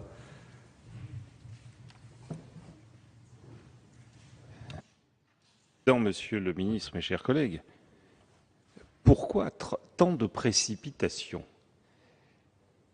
On peut se poser la question, et moi je ne suis pas convaincu par les arguments de monsieur le ministre, parce qu'il sait quand même, il se passe quelque chose.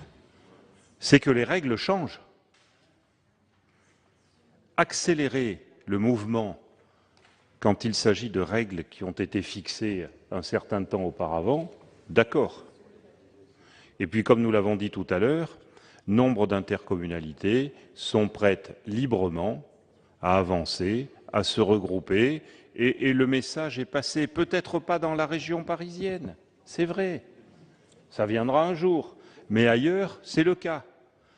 Et là, on passe d'un système qui était un système de 5000 habitants, et au moment où vous n'avez pas encore terminé le processus législatif, vous dites de toute façon, on va accélérer le mouvement. Et moi, je vous dis, parce que je siège aussi dans une commission départementale de coopération intercommunale, que là, vous allez beaucoup trop vite, que d'ailleurs certains préfets en sont tout à fait conscients, et que, quel est le risque? Les majorités municipales et intercommunales ne vont pas changer. Nous sommes au cours d'un mandat. Donc vous n'en êtes quand même pas à 6 mois près, ou à 1 an près. Ceux qui veulent aller plus vite, ils iront plus vite. Encore une fois, laissez de la liberté. Il n'y a strictement aucun risque. Quel est l'objectif que vous poursuivez? Ce n'est pas un objectif d'économie, ça se saurait. Donc ce n'est pas raisonnable et vous allez une fois de plus générer beaucoup plus de problèmes que vous n'allez en résoudre.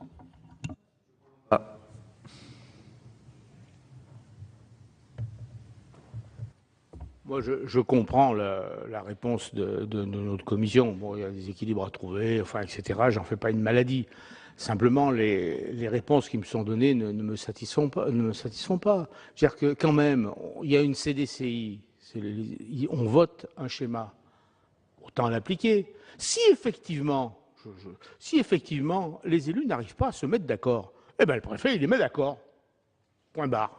Bon, si ensuite, effectivement, il apparaît que bon, ben, ça marche pas bien, parce que ceci, parce que cela, on n'avait pas tout prévu, etc., ben, la CDCI amende son schéma, et le préfet l'applique. Bon, il y a quand même quelque chose qu'il faudrait méditer, c'est quelle est l'articulation vraiment entre le rôle du préfet et celui de la CDCI. Je veux dire que ça, moi, je trouve que c'est quand même bizarre. On fait un schéma, on l'adopte, parfois à une majorité tout à fait confortable, et puis ensuite, le préfet, quand je dis il fait ce qu'il veut, j'exagère un peu, mais dans certains cas c'est ça, parce qu'il pense que l'avenir de la France c'est effectivement des gros bidules, enfin bon, non, je veux dire que, bon, ceci dit, on ne va pas passer la nuit là-dessus. Hein. Monsieur Bouvard. Oui, Monsieur le Président, moi, il me semblait que les dispositions qui étaient proposées par la Commission étaient satisfaisantes. Je voudrais, puisque le ministre faisait référence à ce qui se passait dans l'Isère et étant de l'autre côté de la frontière historique entre Pont-de-Beauvoisin-Isère et Pont-de-Beauvoisin-Savoie, j'ai suivi ces épisodes. Mais ce que je veux dire, c'est qu'on n'a pas encore, ça a déjà beaucoup été dit, digéré la réforme précédente. On a des communautés de communes qui ne se sont mis en place pour certaines qu'au début de cette année,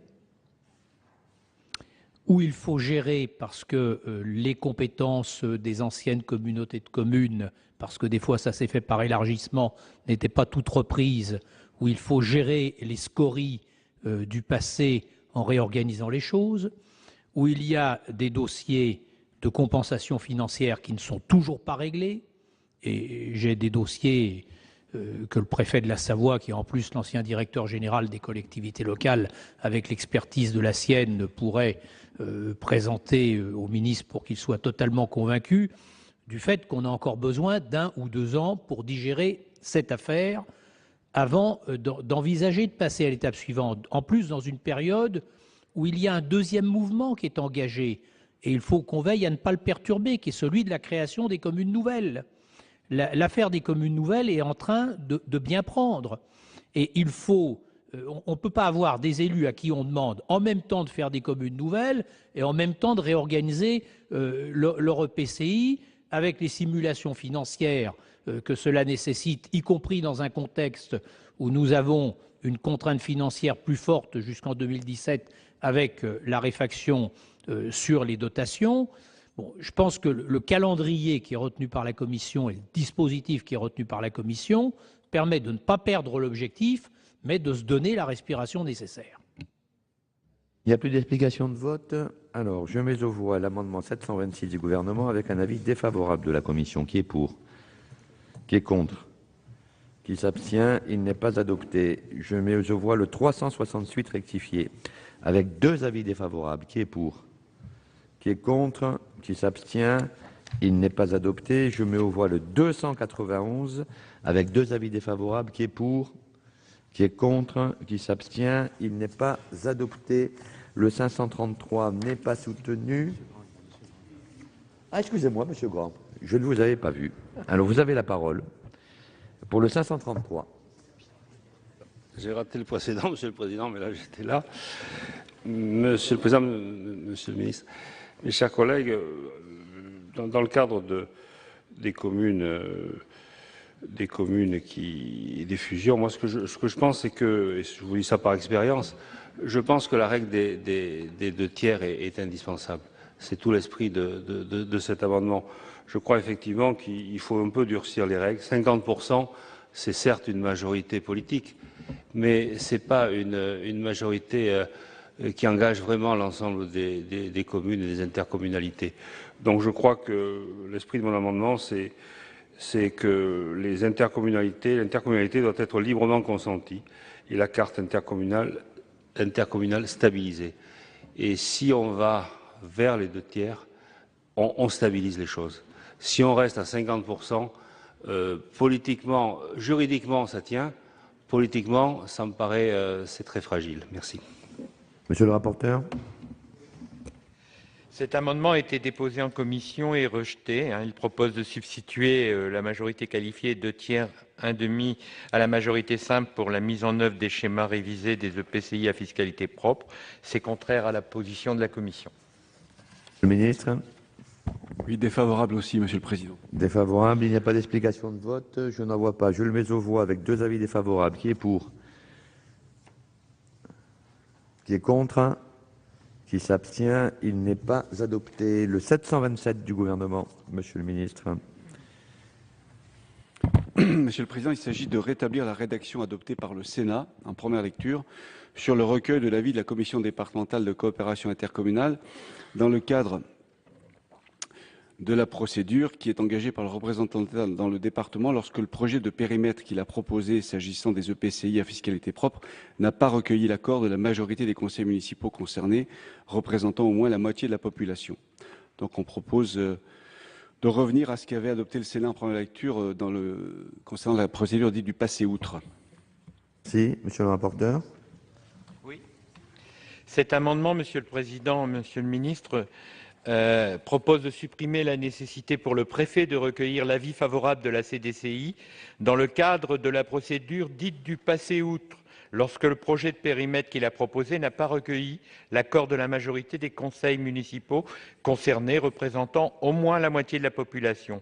Reprenant le dispositif de 2010, l'article 15 prévoyait un avis de la CDCI. L'Assemblée nationale a prévu d'exiger que cet avis soit favorable. L'amendement est contraire à la position de la Commission et notre avis est défavorable. Très bien. Y a-t-il des explications de vote? Monsieur Lenoir. Mon intervention, Monsieur le Président, est tout à fait marginale. Cette expression passé outre est malheureuse.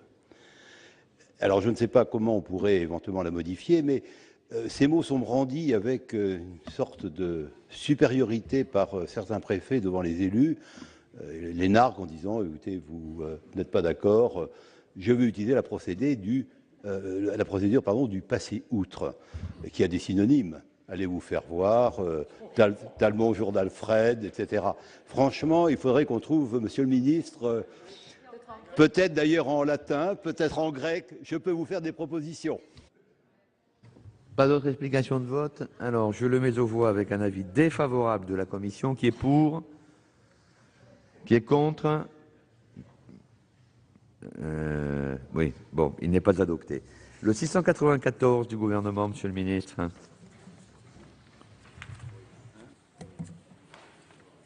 Merci, Monsieur le Président. Cet amendement précise le sort des personnels d'un EPCI dont le périmètre est modifié. Il rétablit 3 alinéas supprimés par la Commission des lois qui avait considéré qu'ils étaient redondants avec ceux du chapitre 3 terre qui concerne les personnels d'un EPCI totalement démembré. Or, la procédure est différente dans les 2 cas. Il est donc nécessaire de rétablir ces 3 alinéas. Par ailleurs, cet amendement apporte une simple clarification rédactionnelle à l'alinéa 32, car la référence à l'article L5211-4-1 était mal positionnée et rendait la lecture ambiguë. Cet article du CGCT renvoie en effet aux modalités de mise à disposition des agents et non aux modalités de retrait des communes d'un EPCI. Monsieur le rapporteur. Avis favorable. Avis favorable. Y a-t-il des explications de vote? Donc, je mets aux voix le 694 du gouvernement avec un avis favorable de la Commission. Qui est pour? Qui est contre? Qui s'abstient? Il est adopté. Et nous en venons au 67 rectifié terre. Monsieur Husson, peut-être? Vous en êtes signataire. Il est défendu?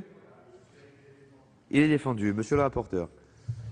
Alors, Monsieur le Président, Cet amendement vise à exempter les petits départements, moins de 200 000 habitants, de l'interdiction prévue par le CGCT de créer un EPCI à fiscalité propre de la taille du département afin, et je cite, là aussi, M. Mézard m'en voudra pas, je ne fais que citer, afin de pousser les logiques d'intégration de l'intercommunalité à un niveau pertinent. Son auteur cite en exemple le territoire de Belfort. Cependant, ce n'est pas tant la taille du département que son peuplement et son organisation qu'il convient de prendre en compte pour rationaliser les intercommunalités.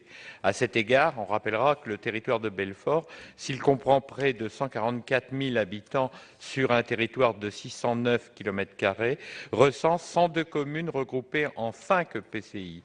Un EPCI à fiscalité propre les regroupant toutes serait-il gérable ? L'avis de la commission est donc défavorable. Avis du gouvernement. Même avis, monsieur. Même avis. Je le mets aux voix, pas d'explication de vote. Donc, avec 2 avis défavorables. Qui est pour? Qui est contre? Qui s'abstient? Il n'est pas adopté. Et je mets aux voix l'article 15. Qui est pour l'article 15? Qui est contre, qui s'abstient? L'article 15 est adopté. À l'article 15 ter A, 2 amendements du gouvernement. Le 695 pour commencer, Monsieur le ministre. C'est une précision rédactionnelle, Monsieur le Président. Monsieur le rapporteur. L'avis est favorable, Monsieur le ministre. Favorable, je le mets aux voix. Qui est pour? Qui est contre, qui s'abstient? Il est adopté. Le 728 rectifié du gouvernement, Monsieur le ministre. Oui, c'est un amendement de coordination. Favorable. Favorable, je le mets aux voix. Qui est pour, qui est contre, qui s'abstient? Il est adopté. Monsieur Dallier, vous vouliez vous exprimer? Bon, alors je vous permets de vous exprimer. Je voulais aller vite, mais trop vite, Monsieur le Président. Cet amendement me semble intéressant, mais il me semble que nous allons avoir d'autres cas de ce type à traiter, Monsieur le Ministre, avec des télescopages en termes de calendrier dans les procédures. Exemple, dans la métropole du Grand Paris à venir, les communes ont l'obligation, avant la fin de l'année, d'engager la procédure qui va leur permettre de passer du POS au PLU. Les procédures sont longues. Dans la loi Allure, je crois que le délai maximum était le 23 mars 2017 ou le 27 mars. Entre-temps, c'est la métropole ou les établissements publics territoriaux qui vont récupérer la compétence et le PLU deviendra intercommunal. Qu'est-ce qui va se passer à ce moment-là ? Donc je pense que j'ai déposé un amendement que nous étudierons plus tard, mais je pense qu'on a le même type de problème. Richard, pour explication de vote. Sur l'observation que vient de faire notre collègue Dallier, parce que la discussion avait eu, comme ça aussi pendant un temps très bref, avait eu lieu en première lecture. Mon interprétation est que le transfert de la compétence de la commune à une intercommunalité sur le PLU maintient en état tous les actes qui ont été faits. Donc si une procédure de création de PLU sur une commune était en cours, certains actes avaient été accomplis par la commune, l'intercommunalité prend le relais à cet état de la procédure pour achever le PLU sur cette partie du territoire. N'oublions pas que ce qu'on appelle un PLU intercommunal ne naît pas de rien. Le jour où le PLU devient intercommunal, c'est simplement le collage des PLU des communes. Et c'est au gré des révisions ultérieures qu'on va éventuellement l'homogénéiser. Mais donc vous pouvez très bien passer le 1er janvier de telle année à un PLU intercommunal en reprenant tout simplement les règlements et les documents graphiques et les documents annexes des PLU des communes composantes. Donc il n'y a pas de rupture de continuité. À mon avis, il n'y a pas besoin de disposition chez nous. Pas d'autres explications de vote? Bien, donc je mets aux voix le 728 rectifié avec un avis favorable. Qui est pour? Qui est contre? Qui s'abstient? Il est adopté. Je mets aux voix l'article 15 ter A. Même vote? Même vote. Il est adopté. Le 15 ter B a été supprimé. Et nous venons au 15 ter C. Vous voulez la parole, Monsieur Delbar, sur cet article? Je vous la donne.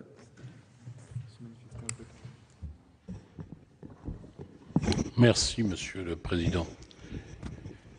Monsieur le Ministre, l'obligation de réaliser 25% de logements sociaux s'applique dans toutes les communes de plus de 3 500 habitants hors Île-de-France et à celles de plus de 1500 habitants en Île-de-France qui sont comprises dans une agglomération ou un établissement public de coopération intercommunale à fiscalité propre de plus de 50 000 habitants, comprenant au moins une commune de plus de 15 000 habitants. Par l'effet de l'évolution de la carte des intercommunalités, des communes vont se retrouver soumises à cette obligation alors qu'elles ne l'étaient pas auparavant.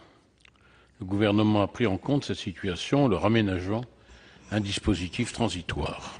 Et voilà que lors de l'examen en commission, une partie de nos collègues ont utilisé de manière éhontée cette disposition de bon sens pour relancer le débat sur le logement social, en faisant adopter des dispositions revenant sur les obligations des communes en la matière. Ces mesures sont totalement déconnectées des réalités de notre pays et elles sont inacceptables. Ce qui manque à la France, ce sont des logements qui correspondent aux besoins des Français. Même là où l'offre existe, elle est souvent inadaptée aux ménages aux ressources modestes. Pour une seule personne, avec un salaire équivalent à un SMIC, et après déduction de l'aide au logement, le taux d'effort atteint 28,3% dans le parc social et 35,9% dans le parc privé. Pour un couple avec 2 enfants, avec un salaire équivalent à un SMIC et demi, le taux d'effort est de 23,3% dans le parc social et de 35,1% dans le parc privé. Près de 60% des Français sont éligibles à un logement social. 10 millions de Français sont touchés par la crise du logement, dont 3,5 millions de personnes souffrant de mal logement. On ne peut pas laisser les inégalités sociales s'incruster dans nos territoires. C'est pour cela que nous défendons l'application dans tous les territoires de la loi SRU qui produit des effets. Mais les résultats restent insuffisants au regard des besoins des Français. On est passé de 87 000 logements sociaux réalisés entre 2002 et 2004 à 140 000 entre 2011 et 2013. Le groupe socialiste s'opposera donc à toute mesure qui ira à l'encontre de la loi SRU. Or, on va en voir apparaître dans les amendements qui sont proposés. C'est la raison pour laquelle nous avons déposé 2 amendements supprimant les dispositions adoptées par la commission des lois. Merci, M. Delbar. Alors, nous passons à l'amendement 292. M. Favier. Merci, Monsieur le Président. Le présent article résulte de l'adoption d'un amendement à l'Assemblée nationale présenté en séance par le gouvernement. Ainsi, cet article prévoit l'ouverture d'un délai de 3 ans avant que ne soit opéré le prélèvement dû pour le non-respect du taux légal de logement social locatif au bénéfice des communes qui seraient soumises depuis le 1er janvier 2014. Il s'agit là d'un des effets non attendus de ce projet de loi. Obliger aux groupements intercommunaux de grande ampleur a pour conséquence directe de soumettre plus de collectivités au respect des obligations définies par la loi SRU. La présente disposition, qui prévoit un délai d'acclimatation de 3 années aux collectivités nouvellement soumises au respect de la loi SRU, ne se justifie pas à nos yeux, car ce que pénalise la loi SRU, ce n'est pas seulement le non-respect du pourcentage de logements sociaux sur le territoire communal, mais bien également l'absence d'efforts pour l'atteindre. Nous considérons donc que cette facilité accordée n'est pas justifiée et le délai consenti trop important. Puis il faut revenir sur le fond des choses. Aujourd'hui, les difficultés importantes et réelles des communes pour respecter les obligations légales ne nécessitent pas de délais supplémentaires ou des adaptations de la loi SRU déjà largement assouplies, mais bien au contraire exigent de la puissance publique un effort pour rehausser le niveau des aides à la pierre qui baissent chaque année de manière dramatique, et ce alors que la crise du logement, et plus particulièrement du logement accessible, atteint des sommets. Il faut également ici rappeler que le prélèvement sur les communes ne respectant pas le taux légal de logements sociaux n'est pas forcément une pénalité, il constitue aussi un élément de solidarité et de péréquation. Il n'y a donc pas de raison d'en exempter certaines communes, et c'est pourquoi nous demandons la suppression de cet article. Nous en demandons d'autant plus la suppression que le passage en commission a largement aggravé ce dispositif, ouvrant la brèche à une remise en cause majeure de la loi SRU, objectif farouchement poursuivi par les élus de la droite. Ainsi, 2 amendements ont été adoptés permettant de substituer la notion d'unité urbaine à celle d'agglomération pour déterminer les conditions d'implantation d'une commune qui déclenche sa soumission au taux légal de 25% de logements sociaux. Une telle disposition réduit très largement le périmètre d'application de la loi SRU. Le deuxième amendement est encore plus grave. Il reporte de 2025 à 2034 la réalisation de l'objectif légal. Nous le voyons bien, dès que la brèche est ouverte, tout s'engouffre pour vider la loi SRU de sa substance. Nous considérons, au contraire pour notre part, que le maximum de communes doivent être soumises aux obligations légales pour répondre aux exigences de mixité et d'accessibilité au logement pour l'ensemble de nos concitoyens. Merci, M. Favier. Quel est l'avis de la Commission ?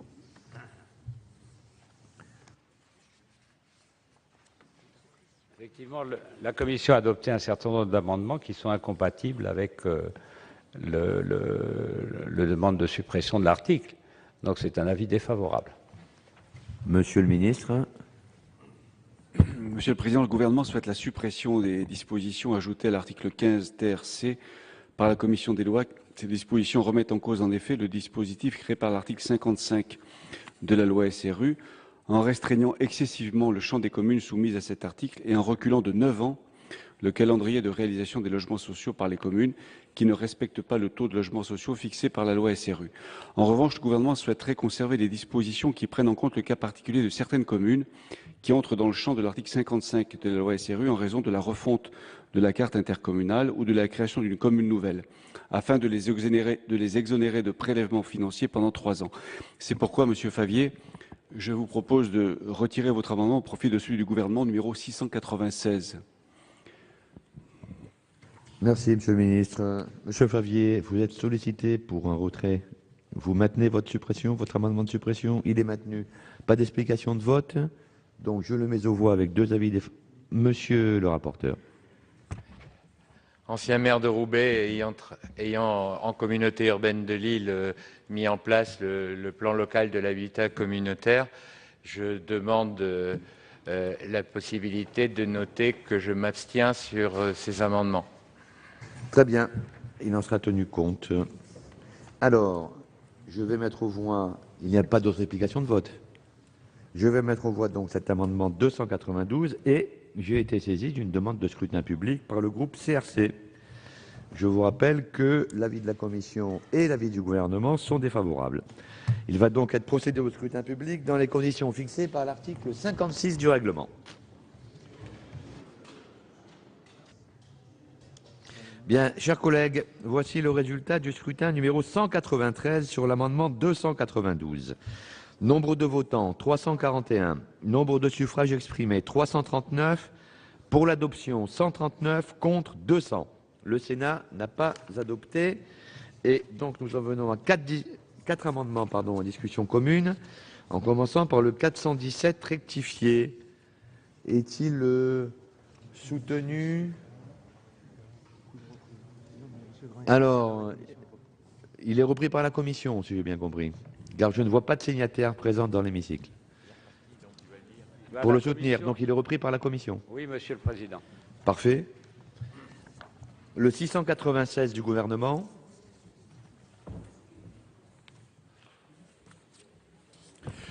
Monsieur le Président, le gouvernement a déposé l'amendement créant l'article 15 ter C en première lecture à l'Assemblée afin de prendre en compte le cas particulier de certaines communes qui entrent dans le champ de l'article 55 de la loi SRU en raison de la refonte de la carte intercommunale ou d'une fusion de communes. En revanche, il est opposé, le gouvernement, aux mesures générales introduites à l'alinéa 3 ainsi qu'aux alinéas 6 à 8 ajoutés lors de l'examen du texte en commission des lois au Sénat.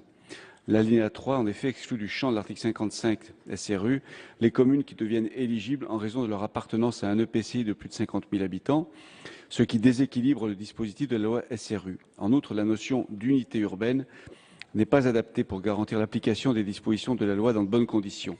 Quant aux alinéas 6 à 8, ils repoussent de 9 ans, 2034 au lieu de 2025, l'objectif de construction de logements sociaux fixé aux communes pour atteindre, selon les cas, le taux de 20 ou 25% de logements sociaux.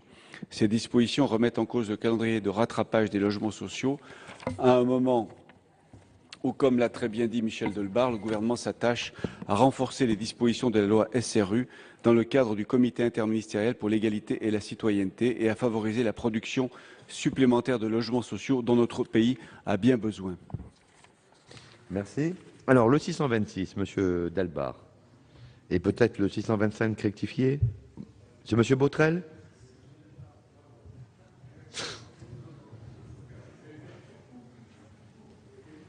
Mais tu sais, il est quelquefois utile de répéter. Bien sûr.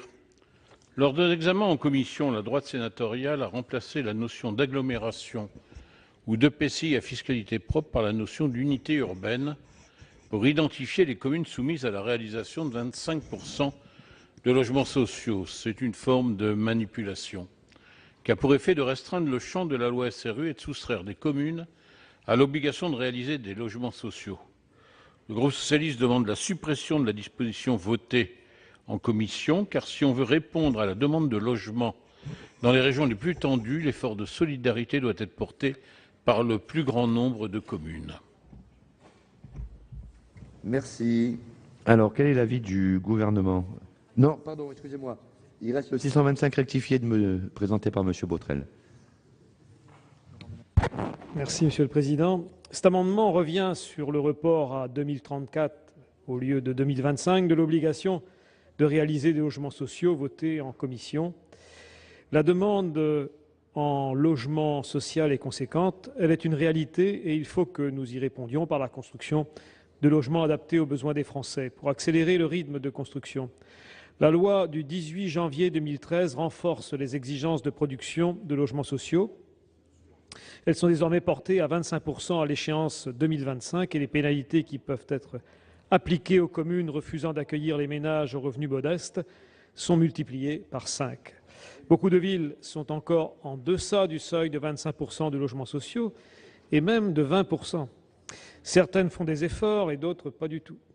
Pour faire face à l'urgence sociale et accélérer le développement du parc social dans les communes qui ne respectent pas volontairement leurs obligations de production, la ministre du Logement a récemment demandé au préfet de renforcer la mobilisation des outils liés aux arrêtés de carence, droit de préemption et reprise de l'instruction des permis de construire suspendus suite aux élections municipales de 2014. Le report voté par la majorité sénatoriale repoussant les délais de mise en œuvre de 25% de logements sociaux à 2034 est contraire à l'objectif de recréer un équilibre social dans chaque territoire et d'éviter la concentration des logements sociaux sur les mêmes communes. Ce report est contraire à l'attente légitime des Français de pouvoir accéder à un logement digne et abordable, et le groupe socialiste demande le rétablissement de l'échéance 2025 pour satisfaire les objectifs de réalisation de logements sociaux sur tous les territoires. Tel est l'objet de l'amendement. Merci, Monsieur Botrel. Alors, Monsieur le rapporteur, quel est l'avis de la Commission sur ces amendements? Sachant que le 417 rectifié porte maintenant le numéro de 809, puisqu'il a été repris par la Commission. Oui. Donc, Monsieur le Président, cet amendement doit donner un avis favorable. En conséquence, défavorable sur l'amendement du gouvernement. Hein? Non, c'est pas gentil, mais moi, je parle au nom de la Commission. Hein. Je parle au nom de la Commission. Je ne m'exprime pas. Pardon. Et donc, l'amendement 626 défavorable, 625 rectifié défavorable en conséquence. Pardon. 109 défavorable. Présenté encore. Hein. Comment? Ah bah vous voyez, moi je... On ne les a pas présentés. Bon, alors ça va. Défavorable, voilà. D'ailleurs, le auteur n'est pas là. Monsieur le Président, quand on commence à toucher à la loi SRU, d'une manière ou d'une autre, ça ouvre toutes les portes. Hein. Bon, ça, c'est pas nouveau. Moi, depuis que je connais cette loi, que je l'ai votée, ou je l'ai pas votée d'ailleurs, probablement pas. Hein, probablement pas, certainement pas. Parce que, oui, en me disant, c'est ça, certainement pas, parce que comme je pense que le bâton ne permet pas forcément de progresser, il faut des politiques locales plus que le bâton. Mais ça, c'est mon point de vue personnel. Et de toute façon, il y a des endroits où vous pourrez toujours mettre des logements sociaux, ils ne seront pas remplis, parce qu'il n'y a pas de besoin, mais on a fixé des règles. Là où il y en a besoin, c'est très difficile. Et c'est pourquoi, d'ailleurs, dans certains coins, dans certaines parties du pays, on s'aperçoit qu'on veut bien des logements sociaux à condition qu'ils soient chez les voisins. Bon, alors tout ça, hein, ouais, hein, et ça n'est pas toujours, monsieur le ministre, en fonction de la couleur politique des élus. Voilà, donc, donc j'ai donné un avis favorable à l'amendement de Madame Trunley et défavorable à tous les autres. Merci, monsieur le ministre. Alors défavorable sur le 809 et très favorable à ceux de monsieur Delbar, le 626 et le 625, monsieur le président. 626 et 625, parfait. Alors, nous allons passer au vote et j'ai un certain nombre de demandes d'explication de vote. Alors, Madame Prima me l'avait demandé. Merci Monsieur le Président, Monsieur le Ministre, Messieurs les rapporteurs, mes chers collègues. Moi, je fais partie des signataires avec l'appui de certains sénateurs des Yvelines, des personnes qui ont signé l'amendement qui fait l'objet de l'alinéa 3. Alors j'entends dire par notre collègue qu'il s'agit de manipulation. Pas du tout, il ne s'agit pas de manipulation, il s'agit d'une position assumée. Moi, je vais vous raconter dans le département des Yvelines. Il y a aujourd'hui des communes d'un petit peu plus de 1500 habitants, mais un petit peu plus de 1500 habitants. Je parle d'entre 1500 et 2000 habitants, qui se voient aujourd'hui, par les différentes lois territoriales, agrégées avec des grandes communautés d'agglomération. Ces communes de 1500 habitants sont donc pas très éloignées de grands centres urbains, pour ne pas les citer, Mantes-la-Jolie, Poissy, les Mureaux, dans lesquels nous avons 40, 50, 60% de logements sociaux. D'accord? Donc là, effectivement, nous n'avons pas de mixité. Mais dans ces petites communes rurales qui, par le simple fait d'être intégrées dans ces agglomérations, deviennent éligibles à la loi SRU, d'abord, ce plan n'a pas été programmé, donc elles sont à quelques pourcents parce qu'elles ont transformé une grange en logements sociaux ou un ancien bâtiment agricole en logements sociaux. Donc elles en ont 3, elles en ont 4, elles en ont peut-être 10. Et c'est déjà un acte fort du maire d'implanter des logements sociaux dans ces villages. Dans ces villages, ce n'est pas un village compact, c'est 3, 4, 5 hameaux éloignés les uns des autres, éloignés du centre-ville, et où nous allons mettre des personnes qui sont en situation sociale parfois difficile, qui n'auront pas de circuit de moyens de locomotion, qui n'ont pas de moyens de transport, qui sont éloignés des services de l'emploi, des services sociaux, et qui vont être, à défaut d'être dans une situation sociale difficile, en plus dans une situation géographique difficile. Et donc cet amendement qui est arrivé et qui a été adopté dans la commission des lois a cet objectif, c'est d'enlever ces communes qui ne sont pas reconnues par l'INSEE dans l'aire urbaine de Paris. Et je ne comprends pas, Monsieur le Ministre, quand vous me dites l'aire urbaine de Paris ne suffit pas à définir dans de bonnes conditions des communes qui sont éligibles ou pas. Quand il s'agit de les mettre éligibles à la loi SRU, c'est un indicateur que vous prenez de façon très libre et très claire. Donc voilà, la situation que nous avons voulu et que nous assumons, Monsieur Delbar, c'est celle-ci. C'est la situation de communes qui sont des communes rurales, parfois complètement dispersées en hameaux, qui n'ont pas de transport, qui n'ont pas de services publics de grande qualité, notamment sur l'emploi et sur les CCAS, et qui se trouvent confrontées aujourd'hui à des pénalités qui sont, au regard de la baisse des dotations de l'État, complètement insupportables également à mettre en compte. Voilà l'objet de cet amendement, qui n'est pas une manipulation, mais qui est l'observation de la réalité du terrain. Monsieur Van Dieren, donc. Je ne parle pas au nom de la Commission, mes chers collègues. Là, je parle comme un sénateur sans importance, mais qui a eu la chance de travailler comme conseiller délégué chargé de ces questions auprès de Pierre Mauroy. Et donc, dans une communauté urbaine à dominante rurale, puisque 50% de son territoire est effectivement rural, et qui a 85 communes. Alors, il peut être intéressant de savoir comment gérer le problème Pierre Mauroy, d'autant plus qu'il était directement à l'origine de ces textes. Eh bien, il procédait de la manière suivante. Il m'avait dit au début, une des plus belles dispositions de la Déclaration des droits de l'homme, c'est la loi est la même pour tous, soit qu'elle protège, soit qu'elle punisse. Et donc, il avait réuni l'ensemble des communes et il leur disait, bien sûr, ce n'est pas demain matin que vous allez faire du logement social, mais en attendant, voilà, vous allez assumer la pénalité, la communauté urbaine va vous la rembourser à travers une majoration de la DSC. Et bien sûr, quelle que soit votre couleur politique, parce que vous êtes l'émanation du suffrage universel direct, vous les maires, on va vous accompagner dans votre projet de territoire et on va vous aider avec le temps nécessaire, maîtrise du foncier, etc., pour produire du logement social. Bien sûr, il y avait les grandes peurs sur le logement social.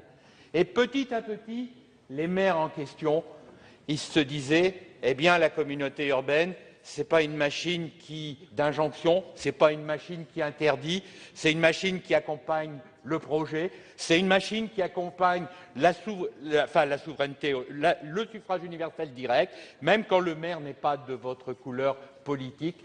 Eh bien, vous pouvez me croire si vous voulez, ça avait de l'allure. Et quand le maire se mettait à dire « je vais faire la liste des personnes qui vont être éligibles au logement social », il se rendait compte que près de 80% des demandeurs étaient déjà des habitants de sa commune. J'étais fier de servir ce président de communauté urbaine. C'est un témoignage simple. Merci, M. Vandiran. Donc, M. Richard m'a demandé la parole. Anna Richard. Monsieur le Président, je voudrais faire deux observations pendant ce débat. La première, c'est que bien sûr, nos collègues de la majorité sénatoriale, de l'UMP et de l'UDI, veulent marquer une différence. Et donc, il y a la disposition sur l'appartenance de quelques communes en périphérie urbaine, qui sont un débat qu'on peut traiter autrement, mais la disposition qui consiste à étaler beaucoup plus dans le temps la réalisation, j'observe simplement qu'elle est à l'opposé de ce qu'ont fait les mêmes familles politiques lorsqu'elles étaient au gouvernement pendant 10 ans. Et c'est une façon de leur rendre hommage. C'est-à-dire que quand vos familles politiques ont été aux responsabilités entre 2002 et 2012, il n'a pas manqué d'initiatives pour leur demander de débrécher, voire de supprimer complètement l'application de cette disposition, et tous les gouvernements successifs y ont résisté et ont finalement été suivis par leur majorité. Donc je veux croire que c'est juste un moment de débat, un moment, disons, de libération de la parole, mais qu'on reviendra à des positions plus convergentes. En revanche, et je peux m'accrocher sur l'exemple vivant que vient de citer René Van Dierendonck. Je voudrais appeler l'attention du gouvernement sur une incohérence du dispositif qui est en place depuis 2000, depuis la première version de la loi SRU. C'est que la loi SRU permet de rendre communautaires les objectifs, c'est-à-dire si l'ensemble des communes intéressées sont d'accord pour assumer de façon solidaire l'objectif des 25%, la loi le prévoit, c'est-à-dire que la commune qui fera plus en remplacement d'une commune qui a des difficultés, si elle a accepté, la loi le prévoit, simplement elle ne prévoit pas la fin de la pénalité. Et l'exemple que citait René Van Dierendonck, c'est que, par un arrangement comptable probablement assez créatif, la communauté urbaine avait choisi de le rembourser à la commune, c'est-à-dire en fait de l'effacer. Mais il me paraîtrait plus logique que dans le cas où l'accord communautaire pour le partage de l'objectif a été conclu, ça me paraît assez cohérent avec le développement des PLH, il serait cohérent de supprimer dans ce cas-là la pénalité pour la commune concernée. Dallier. Merci, Monsieur le Président, Monsieur le Ministre, mes chers collègues. Ce qui est un peu pénible au sujet de l'article 55 de la loi SRU, c'est qu'à chaque fois que nous en débattons, c'est tout blanc, tout noir. Soit, effectivement, vous êtes absolument d'accord avec la loi SRU d'origine, mais ce n'est pas tellement celle-là qui est en cause. C'est plutôt la modification apportée, le seuil des 25% à l'objectif 2025. Donc, soit, effectivement, on est d'accord pour ne rien dire. Et là, on fait partie de ceux qui sont respectueux de la République, des plus défavorisés, etc. Soit vous essayez de plaider des points de vue qui sont plaidables, et vous êtes pointé du doigt. Alors ça, c'est quand même assez pénible, et je dois dire que le point soulevé par Sophie Privat est tout à fait juste, et je comprends qu'elle défende ce point de vue. Moi, je suis un élu de Seine-Saint-Denis. Vous savez, la mixité sociale en Seine-Saint-Denis, la question, c'est plutôt de savoir comment on évite que les classes moyennes se sauvent. C'est ça la vérité. Or, la règle est exactement la même. Quand René Van Dierendonck nous dit que, citant Pierre Mauroy, effectivement, la loi doit être la même pour tous. Oui, sauf que quand on a passé quelques moments à discuter du seuil des 20 000 pour l'interco, mon cher René, vous aussi ici, vous êtes venu nous expliquer qu'effectivement, il fallait tenir compte des spécificités des territoires. Eh bien, je suis de ceux qui pensent qu'effectivement, on devrait tenir compte de la spécificité. Et voyez-vous, ça fait 20 ans que je suis maire, ça fera 20 ans au mois de juin 1995. J'ai pris une ville au Parti socialiste, il y avait 7% de logements sociaux. Il y en a 14% aujourd'hui. J'ai toujours respecté mes engagements triennaux, j'ai même fait le double. Mais ce que je vous dis, et je l'avais dit à l'époque à Madame Duflot, c'est que l'objectif 2025, en passant de 20 à 25, va me mettre dans le mur. Parce que sur mes 2 périodes triennales, les 2 dernières, je serai incapable de sortir 500 ou 600 logements dans la période triennale. Est-ce que ça, vous pourriez simplement l'entendre et accepter l'idée qu'à un moment donné, on se mette autour de la table et qu'on regarde comment adapter en fonction de la nature du territoire et en fonction de la bonne volonté des élus? Parce que souvent aussi dans le débat, on ne fait pas le tri entre ceux qui font l'objet d'un constat de carence et les autres. Ils ne sont pas très nombreux, ceux qui font l'objet d'un constat de carence. Il y en a beaucoup plus qui sont soumis au prélèvement et qui respectent la quasi-totalité de leurs obligations. Mais on met tout le monde dans le même sac et on est tous pointés du doigt. C'est pénible, mes chers collègues. Alors effectivement, là, on a des amendements. Voilà. Mais j'aimerais qu'à un moment donné, on remette ça sur la table et qu'on essaye de s'adapter. Parce que je pense que la loi, telle qu'elle a été votée, et notamment la modification apportée par Madame Duflot, rend les choses impossibles pour énormément de communes, et ça n'est pas juste non plus. Merci, M. Dallier. Monsieur Grand. Merci, Monsieur le Président, Monsieur le Ministre, Monsieur le rapporteur. Je vous avoue que je n'ai pas eu la chance d'être le collaborateur de M. Mauroy, mais j'ai eu le bonheur d'avoir le président Mitterrand qui est venu rendre hommage à ma politique sociale et qui m'a permis, en ce moment-là, d'être réélu confortablement.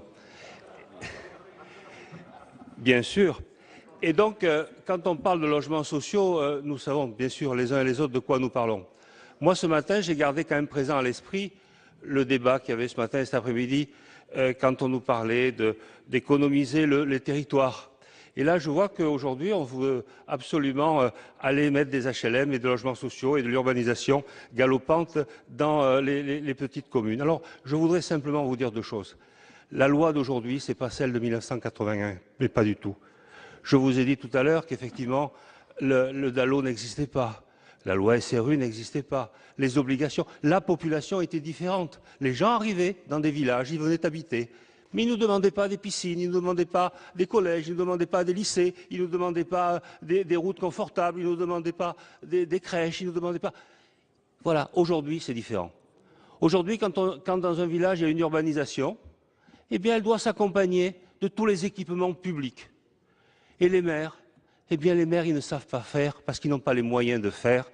Et s'ils acceptent de faire, s'ils acceptent que les intercommunalités les dotent de tous les équipements, eh bien ça veut dire que leur village va être urbanisé. Urbanisé comme ils ne souhaiteraient pas qu'il le soit. Voilà le problème qui est le nôtre aujourd'hui. Chers collègues, c'est tout le problème de ce dont nous discutons à l'instant, et c'est la raison pour laquelle notre collègue des Yvelines a eu raison d'interpeller notre Assemblée. Merci. Monsieur Kaltenbach. Je dois dire que sur l'article 55 de la loi SRU, il y a une grande constance de la part de la droite. Il y a toujours de bonnes raisons pour revenir sur cet article 55. Il y a déjà eu des débats pour l'annuler complètement. Et puis maintenant, on essaye de trouver d'autres artifices pour faire en sorte que ça ne s'applique pas ici ou là et qu'on décale encore la date pour l'objectif des 25%. Moi, je crois qu'il faut être conscient d'une chose. Cette loi, elle a été votée. Pourquoi ? Parce qu'il y avait une crise du logement sans précédent, notamment en Ile-de-France, mais pas seulement, et parce qu'il y a un manque de logements sociaux. Il y a 3 millions de familles qui attendent un logement social, 500 000 en Ile-de-France. Et que malheureusement, face à cette situation, il n'y a pas eu assez de production de logements en général et de logements sociaux en particulier, avec des loyers abordables pour nos concitoyens qui ont des revenus modestes et moyens. Et c'est pour ça que la loi est venue créer une obligation. Si spontanément il y avait eu assez de logements et assez de logements à loyer abordable, personne n'aurait voté une loi pour contraindre les collectivités à faire des efforts. Donc cette loi, elle est venue parce qu'il y avait cette crise, qu'on le constate, il y a eu des effets bénéfiques Des villes sont rentrées dans une dynamique, comme celle de M. Dallier, ont commencé à produire, et tant mieux, et tant mieux. Mais on voit bien aussi que la crise est toujours là et qu'il y a ces besoins de logement. Et donc, il faut une mobilisation de tous les acteurs. Et pour inciter, il y a, c'est vrai, ces contraintes, il y a aussi des aides pour les maires bâtisseurs. Donc, je crois qu'on ne peut pas revenir en arrière, parce que sinon, on donne le signal que le logement, on verra plus tard, que les familles attendront, que ceux qui sont dans des difficultés, mal logés ou logés à des loyers très élevés, eh bien, attendront encore des années. Il y a vraiment urgence sur le logement. Je le dis, mais de nombreuses associations le disent aussi, il y a urgence, il faut que tout le monde se mobilise et que tout le monde fasse des efforts. Je ne connais pas bien les Yvelines, je connais mieux les Hauts-de-Seine. Certaines villes ont fait des efforts, d'autres non. C'est normal que ceux qui ne font pas d'efforts soient sanctionnés. Et maintenant, pour les Yvelines et Mantes-la-Jolie, moi je dis que s'il y a des villages juste à côté de Mantes-la-Jolie, pourquoi ne pas faire quelques logements sociaux dans ces villages, de façon à faire un peu de mixité et faire en sorte qu'il y ait moins de logements sociaux dans les grands ensembles et un peu plus dans les villages, d'autant que le logement social, ça ne veut pas dire des tours et des bars, ça peut très bien être dans les bourgs des maisons qui sont rachetées, qui sont rénovées. Bon, je ne veux pas citer Paris en exemple parce que je suis sous le regard du président, mais à Paris, c'est particulièrement difficile. Le terrain est rare, est cher. Eh bien pourtant à Paris, l'objectif des 20% a déjà été atteint et ils sont partis de loin, et l'objectif des 25% sera atteint, parce qu'il y a de nombreux outils pour produire du logement social, et on n'est pas obligé d'urbaniser à tout va et de construire des bars et des tours. On peut racheter l'ancien, on peut le rénover. Voilà, je crois qu'il faut valoriser le logement social, il faut faire tous ces efforts, et si le signal qui est donné, c'est on recule sur des objectifs, on recule en levant des contraintes, écoutez, si on n'arrive pas à régler la question, il y a bien qui fera les efforts, Monsieur Dallier? Qui fera les efforts? On laisse les familles dans les difficultés? On laisse les familles dans les difficultés? On leur dit, non, vous n'avez pas de logement, tant pis pour vous. Vous êtes mal logés, tant pis pour vous.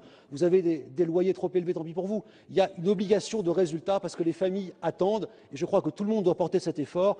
Et moi, je suis bien sûr favorable à ce que les objectifs soient maintenus, qu'il n'y ait pas de dérogation dans le temps et que tout le monde participe à l'effort conformément à la loi. Parce que le message doit être clair. Tout le monde doit se mobiliser, les petites communes comme les grandes, les communes qui ont des moyens comme celles qui en ont moins. Il faut vraiment qu'il y ait cette mobilisation et la loi l'organise. Je crois qu'il faut rester sur cet objectif, indépendamment du fait que ce n'est pas vraiment l'objet de ce texte de loi, mais puisque le débat a lieu, voilà, je crois qu'il faut en profiter pour rappeler les objectifs et la nécessité de produire des logements et particulièrement des logements à loyer abordable. Voilà pour ces débats dans l'hémicycle sur le projet de loi Notre Nouvelle Organisation territoriale de la République qui, vous le savez, répartit les compétences entre les différents échelons du territoire. Vous avez pu suivre les débats et le vote autour du seuil des intercommunalités. Le Sénat, à majorité de droite et du centre, a rétabli un seuil à 5 000 aux grandes dames du gouvernement qui souhaitait de vastes intercommunalités à 20 000 habitants. Il y a assez peu de chances que cette proposition soit reprise par l'Assemblée nationale, à la fois pour la deuxième lecture et pour la commission mixte paritaire. Voilà. Quant au Sénat, eh bien, il reste un peu moins de 300 amendements à examiner en vue du vote solennel qui est prévu pour l'instant mardi après-midi. Vous pouvez revoir et revoir cette séance et toutes les autres sur notre site publicsénat.fr. Très bonne suite des programmes sur les chaînes parlementaires.